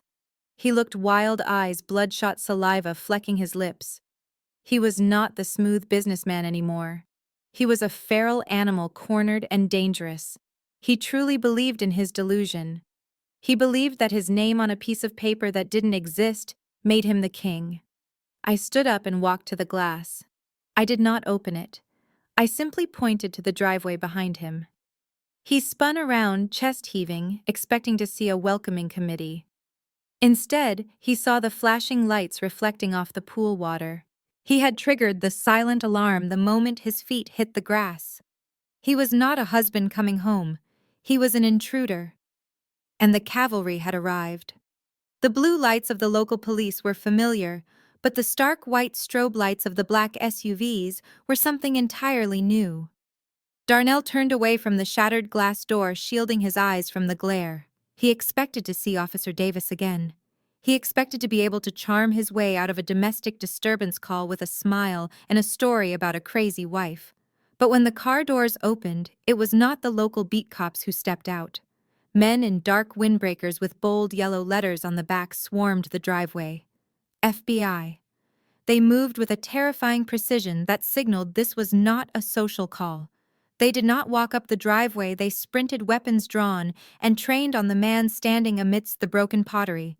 Get on the ground! The command was barked out with the force of a physical blow. Get on the ground now! Darnell froze. His brain could not process the escalation. Wait.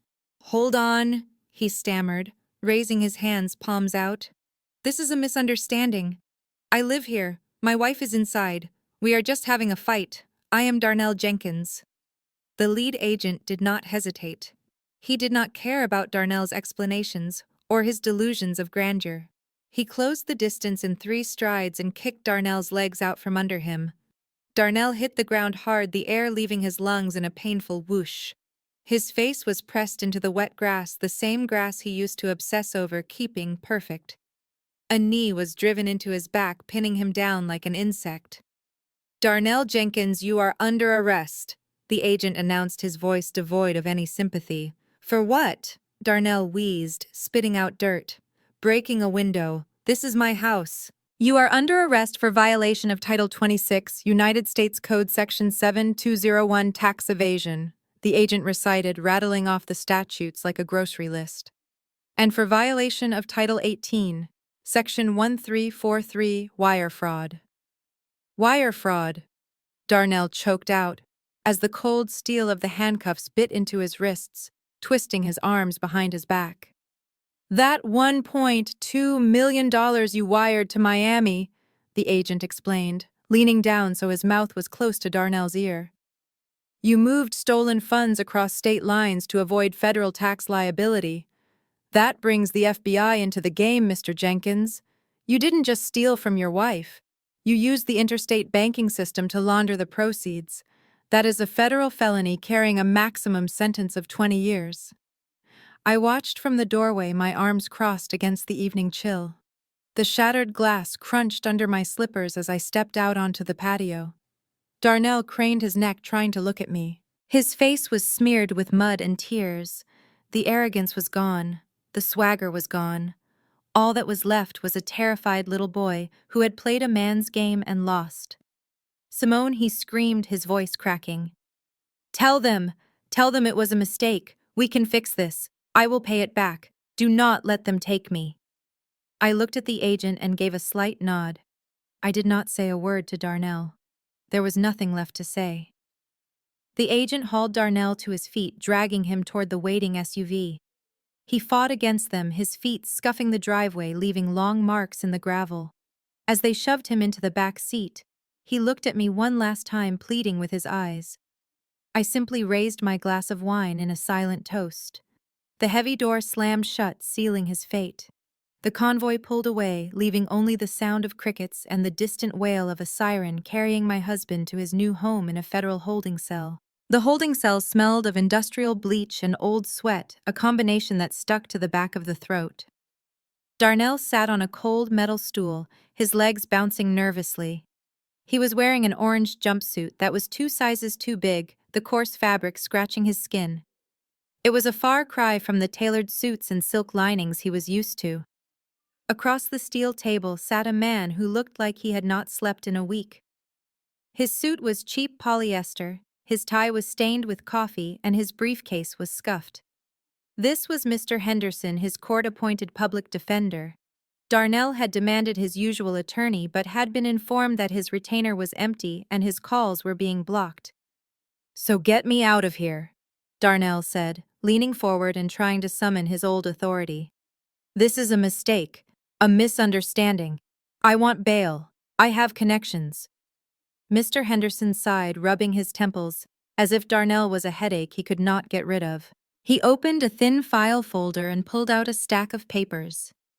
"Mr. Jenkins, you need to listen to me very carefully because you are in a very serious situation. There is no bail. The judge denied it this morning because you are considered a flight risk. You were apprehended with a one-way bus ticket after liquidating assets and fleeing the state. That does not look good." "Flight risk?" Darnell sputtered. I was coming home. Mr. Henderson ignored him. I have reviewed the discovery documents sent over by the prosecutor. It is a slam dunk case, Mr. Jenkins. They have everything: bank transfers, IP addresses, hotel receipts showing you spending the exact amounts that were missing from the corporate tax accounts. Darnell felt a cold sweat prickle his neck. How? How do they have all that? The lawyer slid a specific document across the table. It was a forensic accounting report organized and color-coded with ruthless efficiency. Your wife provided it, Mr. Henderson said, his voice flat. Mrs. Simone Jenkins. She apparently has been tracking your financial movements for quite some time. She handed over a complete dossier to the IRS and the FBI. She connected the dots between the tax account withdrawal and your spending spree in Miami. She essentially did the prosecutor's job for him. Darnell stared at the paper. He recognized the font. He recognized the formatting. It was Simone's work. She had not just watched him drown, she had poured the water. So what does this mean? Darnell whispered. It means you are looking at federal charges for tax evasion and wire fraud, the lawyer said.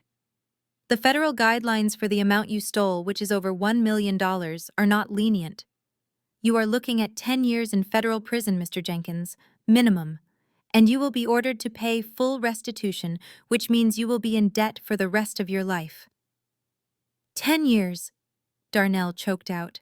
I cannot do 10 years. I am a businessman. I have a life. You have a prison number now, Mr. Henderson corrected him. Look, there is only one slim chance you have of reducing that sentence. The prosecutor is building this case on the testimony and evidence provided by your wife. If she presses forward with the civil suits for theft and testifies against you at the federal sentencing, you are buried. He leaned in closer, his eyes tired but serious. The only way you get any leniency is if the victim asks for it. You need to get her to drop the civil charges. You need to get her to write a letter to the judge asking for mercy. Without her forgiveness, you are going away for a decade. Darnell slumped back against the cinder block wall. The irony was suffocating.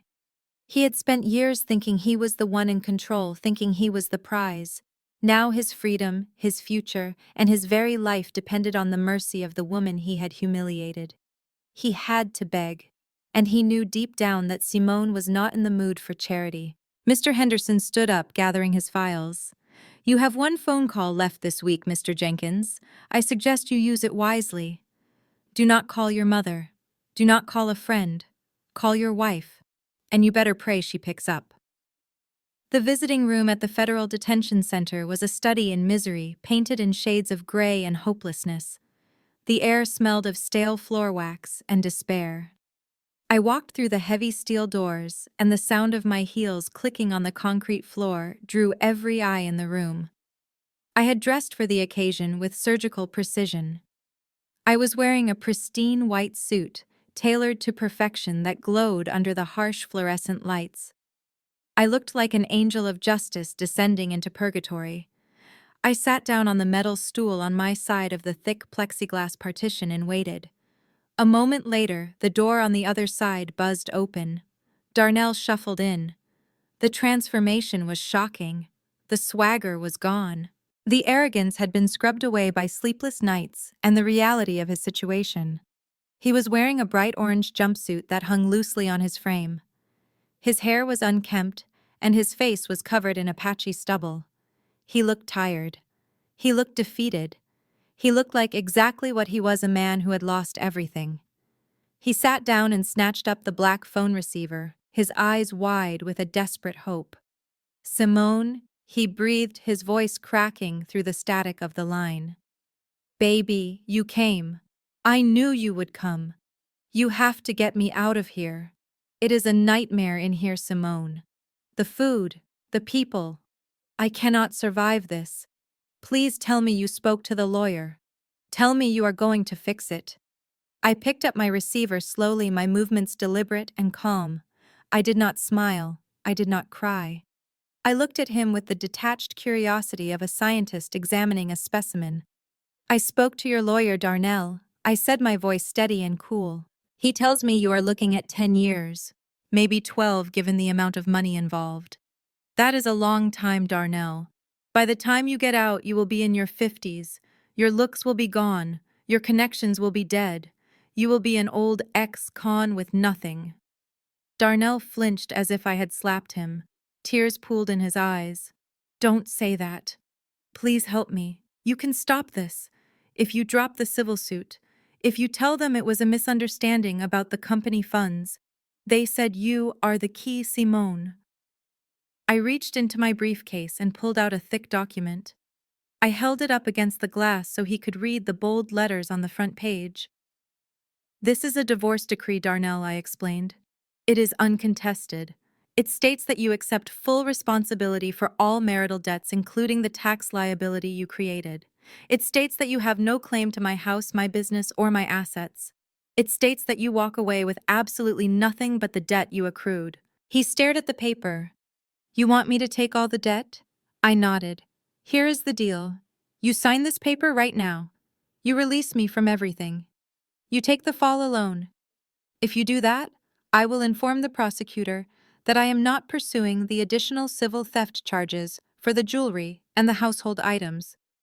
That will likely reduce your sentence to 3 years with good behavior. 3 years versus 10, Darnell. That is 7 years of your life I am offering you. But the price is everything else. Darnell looked at the pen I slid through the document slot. He looked at me. He saw no love in my eyes, only a business transaction. He realized then that the wife he had betrayed was gone, replaced by a woman who negotiated freedom like a contract. His hand shook as he picked up the pen. He was selling his future to salvage a few years of his life. He bent his head and signed, scratching his name onto the line that ended our marriage and sealed his fate. He pushed the paper back through the slot, defeated. Smart choice, Darnell, I said, tucking the document into my bag. I stood up, smoothing my white suit. Enjoy your stay. I turned and walked away, leaving him sitting alone in his orange jumpsuit, holding a dead phone while I walked out into the sunshine, a free and single woman. The courtroom was cold and sterile, smelling of lemon furniture polish and stale anxiety. I sat at the plaintiff's table with my hands folded calmly on the polished mahogany surface. I was the picture of composure in a navy blue power suit that commanded respect. On the other side of the aisle, Darnell sat hunched over at the defendant's table. The bright orange jumpsuit of the Federal Detention Center clashed horribly with the somber wood paneling of the courtroom. His wrists were shackled to his waist, and the metallic clinking sound every time he moved was a grim reminder of how far he had fallen. He refused to look at me, keeping his eyes fixed on the floor, as if studying the scuff marks could save him from the reality of his life. The Honorable Judge Harrison presided over the hearing. He was an older man with stern eyes behind wire-rimmed glasses, who had seen enough broken marriages to know when a relationship was dead on arrival. He flipped through the thick stack of documents my lawyer had submitted with a practiced efficiency. The silence in the room was heavy, broken only by the rustling of paper and the soft hum of the air conditioning. Mr. Jenkins, the judge, said, his voice booming from the bench. I have reviewed the petition for dissolution of marriage submitted by your wife. I also have here a signed settlement agreement and a prenuptial agreement dated 7 years ago. Darnell flinched at the mention of the prenuptial agreement. It was a document he had laughed at when we first got engaged. He had called it unromantic. He had signed it without reading it, believing that his charm would always keep me blindly in love. He had forgotten that I was a businesswoman first and a wife second. That piece of paper which my lawyer had retrieved from the archive was ironclad. It stated clearly that any assets acquired by me, prior to or during the marriage, remained my sole property. It stated that in the event of infidelity or financial malfeasance, the offending party forfeited all claims to spousal support. The judge peered over his glasses at Darnell. Mr. Jenkins, do you understand the terms of this agreement? You are admitting to full liability for the federal tax debt and the outstanding loans. You are waiving your right to any portion of Mrs. Jenkins's estate including the primary residence and the business holdings. You are leaving this marriage with zero assets and significant liabilities. Is this your signature on the document? Darnell finally looked up. His eyes were hollow dark circles of exhaustion bruised into the skin beneath them. He looked at the judge, then he flicked a glance at me. I offered him nothing.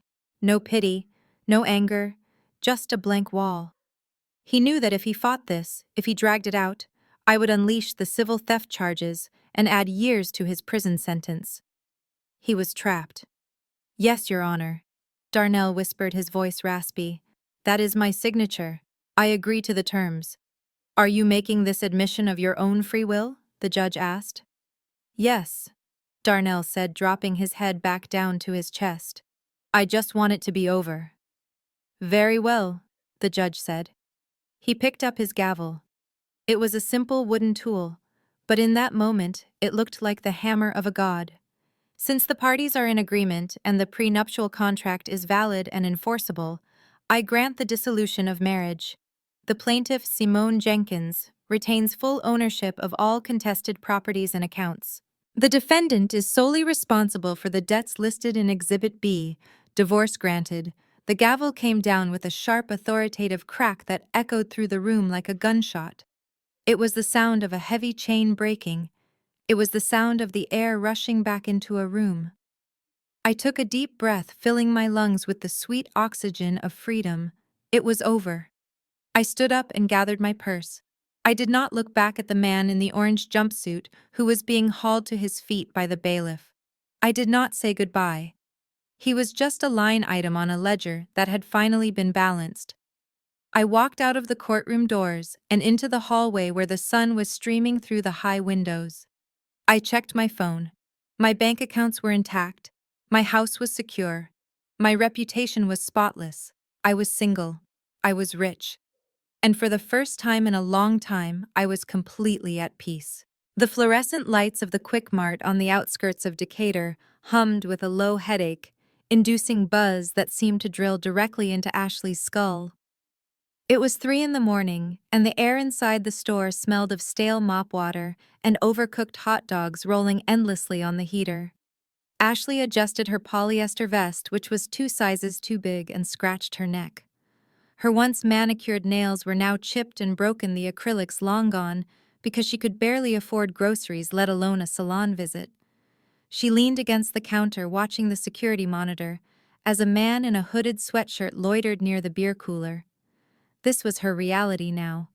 No more mimosa brunches, no more shopping sprees with a stolen credit card, just an $8 an hour shift standing on tired feet serving people who looked through her like she was glass. She turned to straighten the magazine rack next to the register, trying to look busy so the manager wouldn't yell at her again. Her hands moved mechanically, arranging the rows of gossip rags and car magazines. Then her hand froze. Her breath caught in her throat, as if she had been punched. Staring back at her from the center of the rack was a face she knew better than her own. It was the latest issue of Forbes Woman, and there on the cover, looking regal and untouchable, was Simone. Ashley's trembling fingers reached out to touch the glossy cover. Simone was wearing a white power suit, standing with her arms crossed and a confident, mysterious smile playing on her lips. The headline screamed in bold gold letters, "The Art of the Bounce Back. How Simone Jenkins Turned Betrayal into an Empire."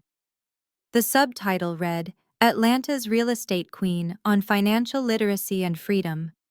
Ashley felt a wave of nausea roll over her. She looked at the price tag on the magazine. $12. That was more than she made in an hour. She remembered the day she had stood in Simone's office and sold out Darnell for $5,000. She had thought she was so smart. She had thought she was a survivor. But looking at that photo, she realized she had been playing checkers, while Simone was playing three-dimensional chess. She had burned the bridge with the only woman who had ever actually tried to help her. Simone had offered her friendship years ago. She had offered her guidance. And Ashley had spat in her face, choosing to follow a man who was now sitting in a federal prison cell. "Hey, lady, are you going to ring me up or just read?" The harsh voice of a customer snapped her back to reality. A man was standing at the counter holding a six-pack of cheap beer and a bag of chips. Ashley blinked rapidly, fighting back the hot tears that were stinging her eyes. She quickly grabbed the magazine and shoved it to the back of the rack, hiding Simone's successful gaze behind a stack of tabloids. She did not want to see it. She did not want to be reminded of the life she could have had if she had just been a decent human being. "I am sorry, sir," she whispered, her voice small and broken. She scanned his items, the beep of the register sounding like a heartbeat. Beep, beep, beep. She took his crumpled bills and handed him the change.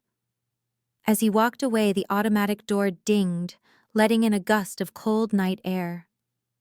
Ashley stood alone in the silence, surrounded by cheap snacks and the humming lights. She looked down at her hands, rough and empty, and realized that the bitterest pill to swallow was not poverty. It was the knowledge that she deserved every single bit of it.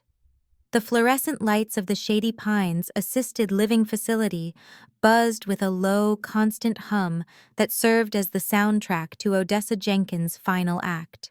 The room was small and smelled faintly of antiseptic and boiled cabbage.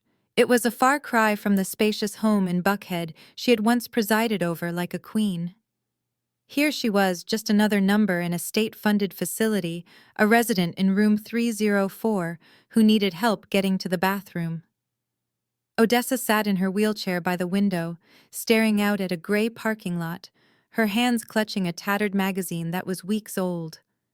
It was the issue of Forbes Woman with Simone on the cover. The corners were dog-eared and the paper was worn thin from her touching it constantly. A nurse entered the room carrying a tray of lukewarm puree. It was Nurse Betty, a tired woman who had heard every story in the book and believed none of them. "Time to eat," Mrs. Jenkins Betty said, placing the tray on the rolling table. Odessa ignored the food. She tapped the magazine cover with a crooked finger. "Look at this, Betty," she croaked, her voice thin and raspy. "Do you see this woman? This is Simone. My daughter-in-law? She is a multimillionaire, you know. She owns half of Atlanta." Betty sighed, tucking a napkin into Odessa's collar. "I know, Mrs. Jenkins. You told me yesterday. And the day before. She bought me a house once," Odessa continued, her mind rewriting history to soothe her bruised ego. "A big house, with a marble foyer. We used to host parties. The governor came once. Simone always said, 'Mama, you are the heart of this family.' She worshipped me. She always said I was the mother she never had." "That is nice, dear," Betty said, spooning the mushy carrots without looking up. "Open up now." Odessa swallowed the tasteless food, but the bitterness in her throat remained. She looked around the bleak room with its peeling beige wallpaper and the plastic chair in the corner. Where were they? Where was Darnell? In her mind, he was still the golden boy, busy with big business deals in Miami. She refused to remember the prison sentence. She refused to remember the handcuffs or the phone call where he begged her for money she did not have. "He is coming to get me soon," she whispered, more to herself than to the nurse.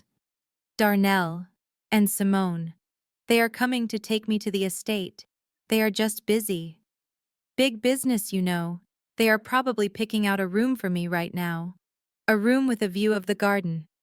Betty checked her watch, eager to move on to the next patient. "Sure they are, honey. Maybe tomorrow." But tomorrow never came. The days bled into weeks and the weeks into months. Other residents had visitors. Grandchildren brought drawings. Sons brought flowers.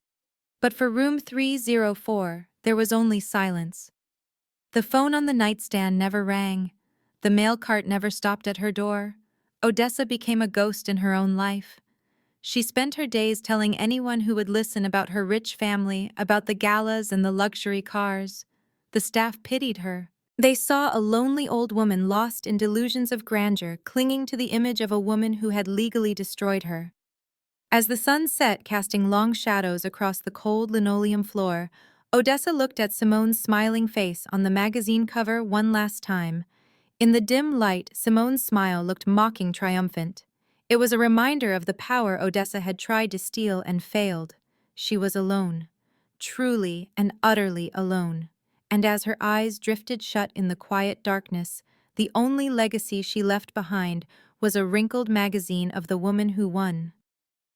I stood in the driveway of the Buckhead estate one last time, watching the real estate agent hammer the sold sign into the manicured lawn.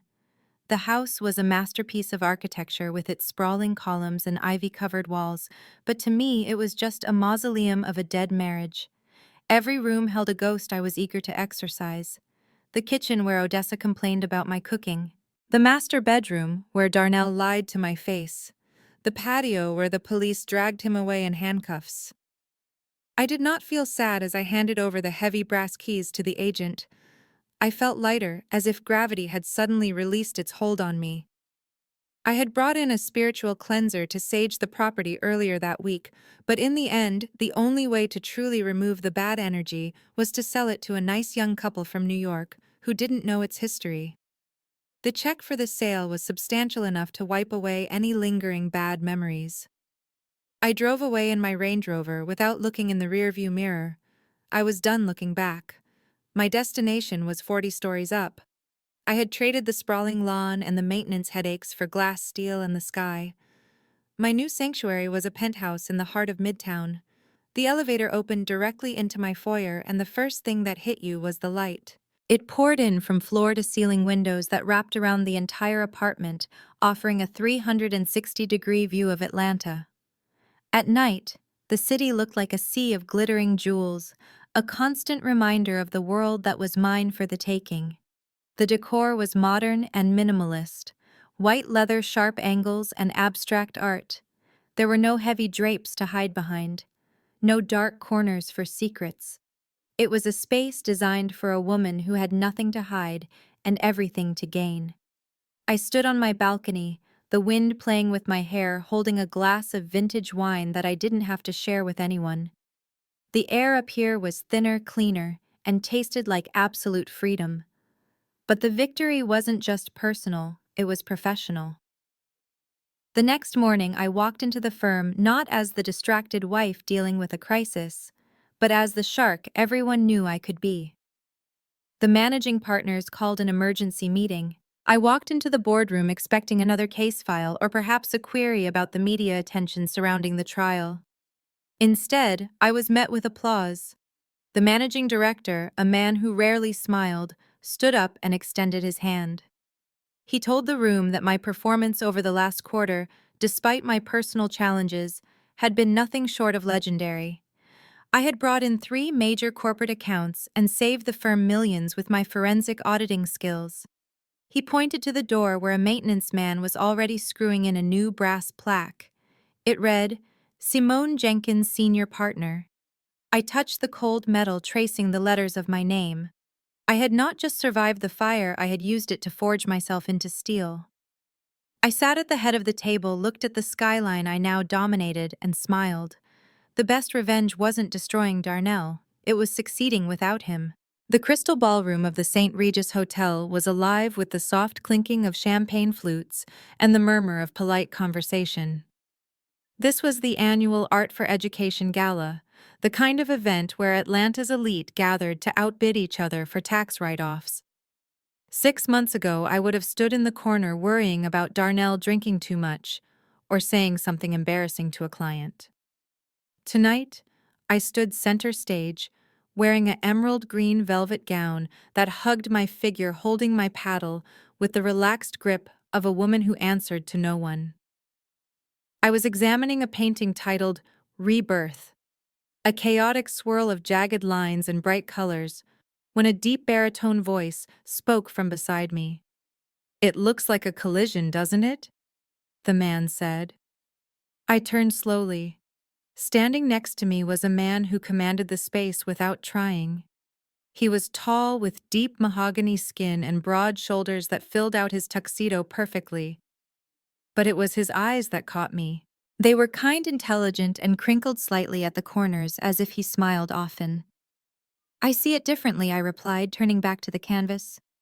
"I see reconstruction." It looks like things falling apart, but if you look at the center, the lines are actually coming together to build something stronger. He stepped closer, studying the painting with genuine interest. He did not look at my diamond earrings. He did not glance at the expensive clutch in my hand. He was looking at the art and listening to my words. "That is a fascinating perspective," he said, turning to face me fully. "Most people just see the noise. It takes a sharp mind to see the structure underneath. I deal with structural integrity all day, but I miss that." "And what do you build?" I asked, expecting him to say he was a developer or a banker. "I repair," he said with a humble smile.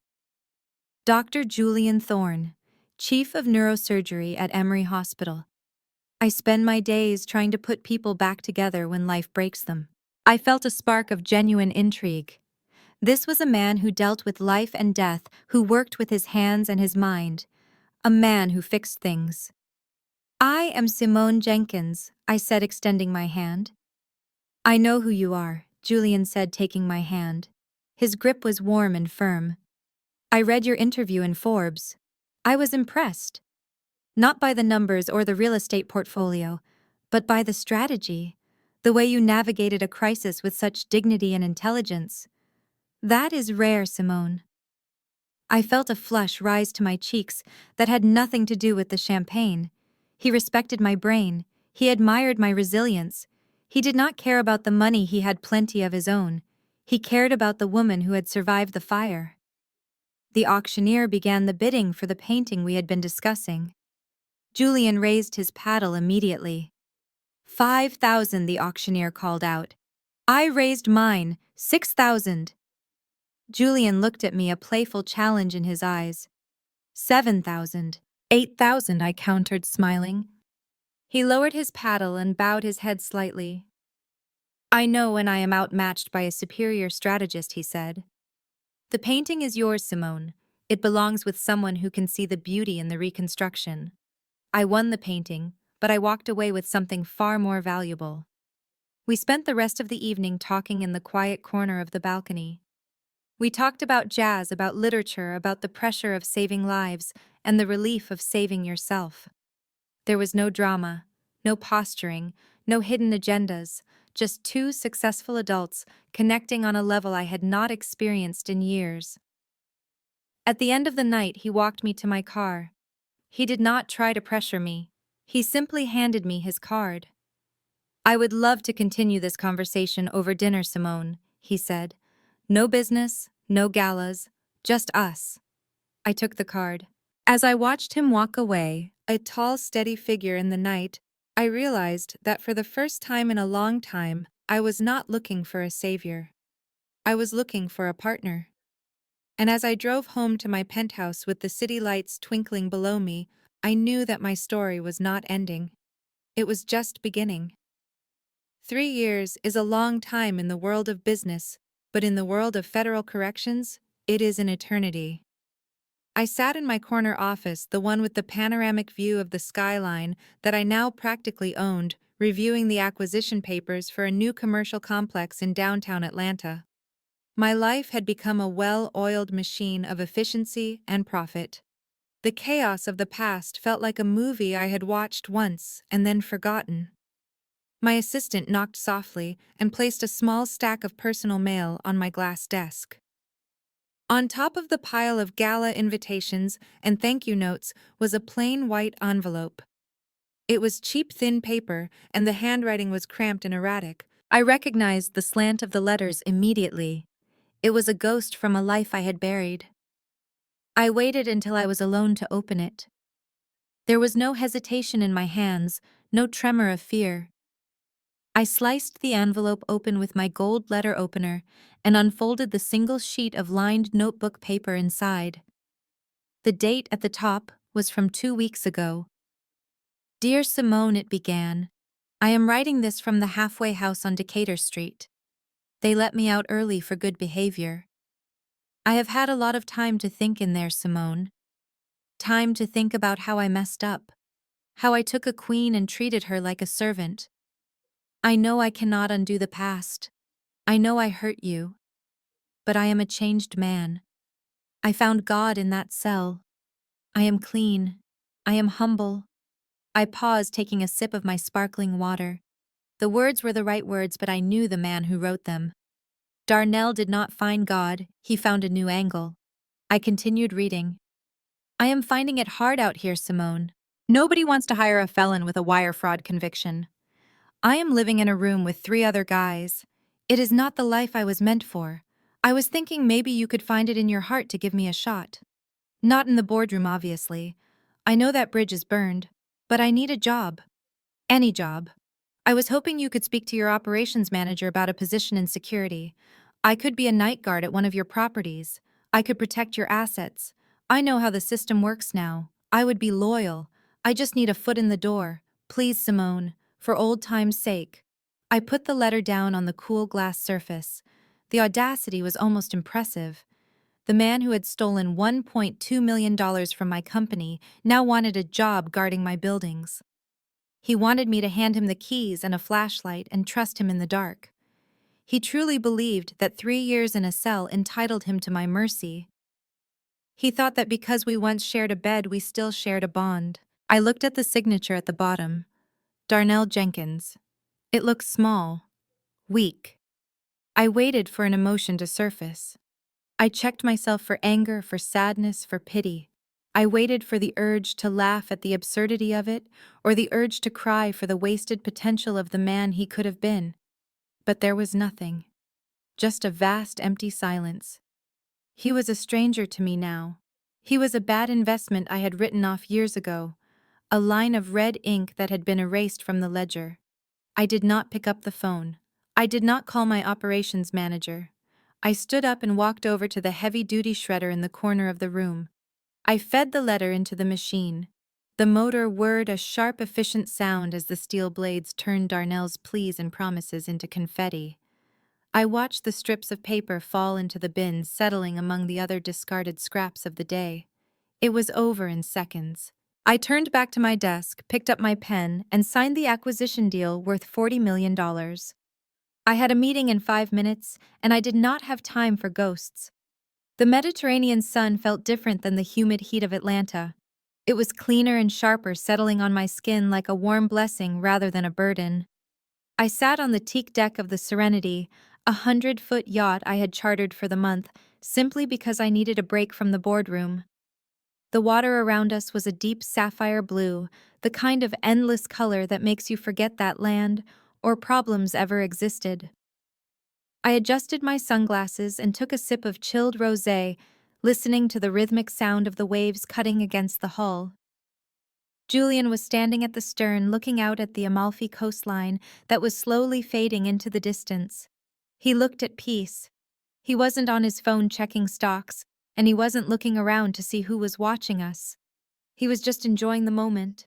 He turned and caught my eye, flashing that warm, genuine smile that still made my heart skip a beat. He raised his glass in a silent toast to the sunset, and I smiled back, feeling a profound sense of calm settle deep in my bones. My phone was sitting on the small table next to my sunscreen.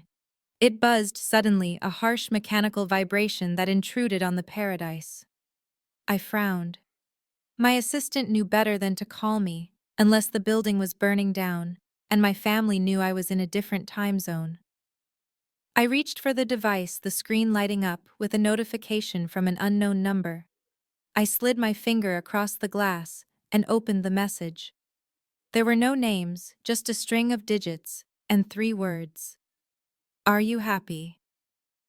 I did not need a caller ID to know who sent it. I could feel the desperation radiating through the pixels. It was Darnell. He had likely used a burner phone or borrowed one from a stranger trying to find a crack in my armor one last time. He wanted to know if his absence had left a hole. He wanted to know if I was suffering in my ivory tower while he struggled in the dirt. He wanted a reaction. He wanted me to get angry or sad or nostalgic. He wanted to matter. I looked at the text. I looked at the phone. It was the latest model, a device that cost over $1,000, containing all my contacts and my schedule. To the old Simone, throwing it away would have been an unthinkable waste of money. But I wasn't the old Simone anymore. I was a woman who generated wealth in her sleep. I didn't type a reply. I didn't even bother to block the number. That would have required energy, and Darnell Jenkins was no longer worth a single calorie of my energy. I stood up and walked to the railing. The wind whipped my silk caftan around my legs. I held the phone out over the churning white water of the wake. It felt heavy not physically, but spiritually. It held a connection to a past I had outgrown. With a casual flick of my wrist, I let go. The phone tumbled through the air, catching the last golden rays of the sun for a brief second before it hit the water with a tiny, insignificant splash. It sank immediately, taking the text message and the man who sent it down into the dark, silent abyss of the ocean. Julian walked over, wrapping his strong arms around my waist from behind. He rested his chin on my shoulder, looking down at the swirling water. "Did you drop your phone?" he asked softly. I leaned back into him, inhaling the scent of the sea and the promise of tomorrow. "No," I said, my voice steady and light. "I just decided to upgrade." I turned in his arms and kissed him. The sun dipped below the horizon, extinguishing the day and leaving us in the beautiful, quiet twilight. I was not just rich in money, I was rich in freedom. And as the yacht sailed forward into the night, I didn't look back once. The most profound lesson from the story of Simone and Darnell is that financial literacy is the ultimate form of self-defense. We often look at relationships through the lens of emotion, but Simone reminds us that marriage is also a legal and financial partnership. She did not survive the ultimate betrayal because she was lucky. She survived because she was prepared. She understood her assets, she kept detailed records, and she never allowed her heart to blind her business sense. While Darnell relied on ego and loud displays of wealth, Simone relied on silence and strategy. She proves that when you are faced with disrespect, the most powerful reaction is not to scream but to execute a plan. This story teaches us that true independence means never handing over the keys to your life to anyone else. You must protect your peace. Protect your hard-earned money, and always read the fine print. In the end, the best revenge is not destroying your enemy, it is thriving without them. If you enjoyed seeing justice served in this story, make sure to hit that like button and subscribe to our channel for more powerful tales where the truth always wins.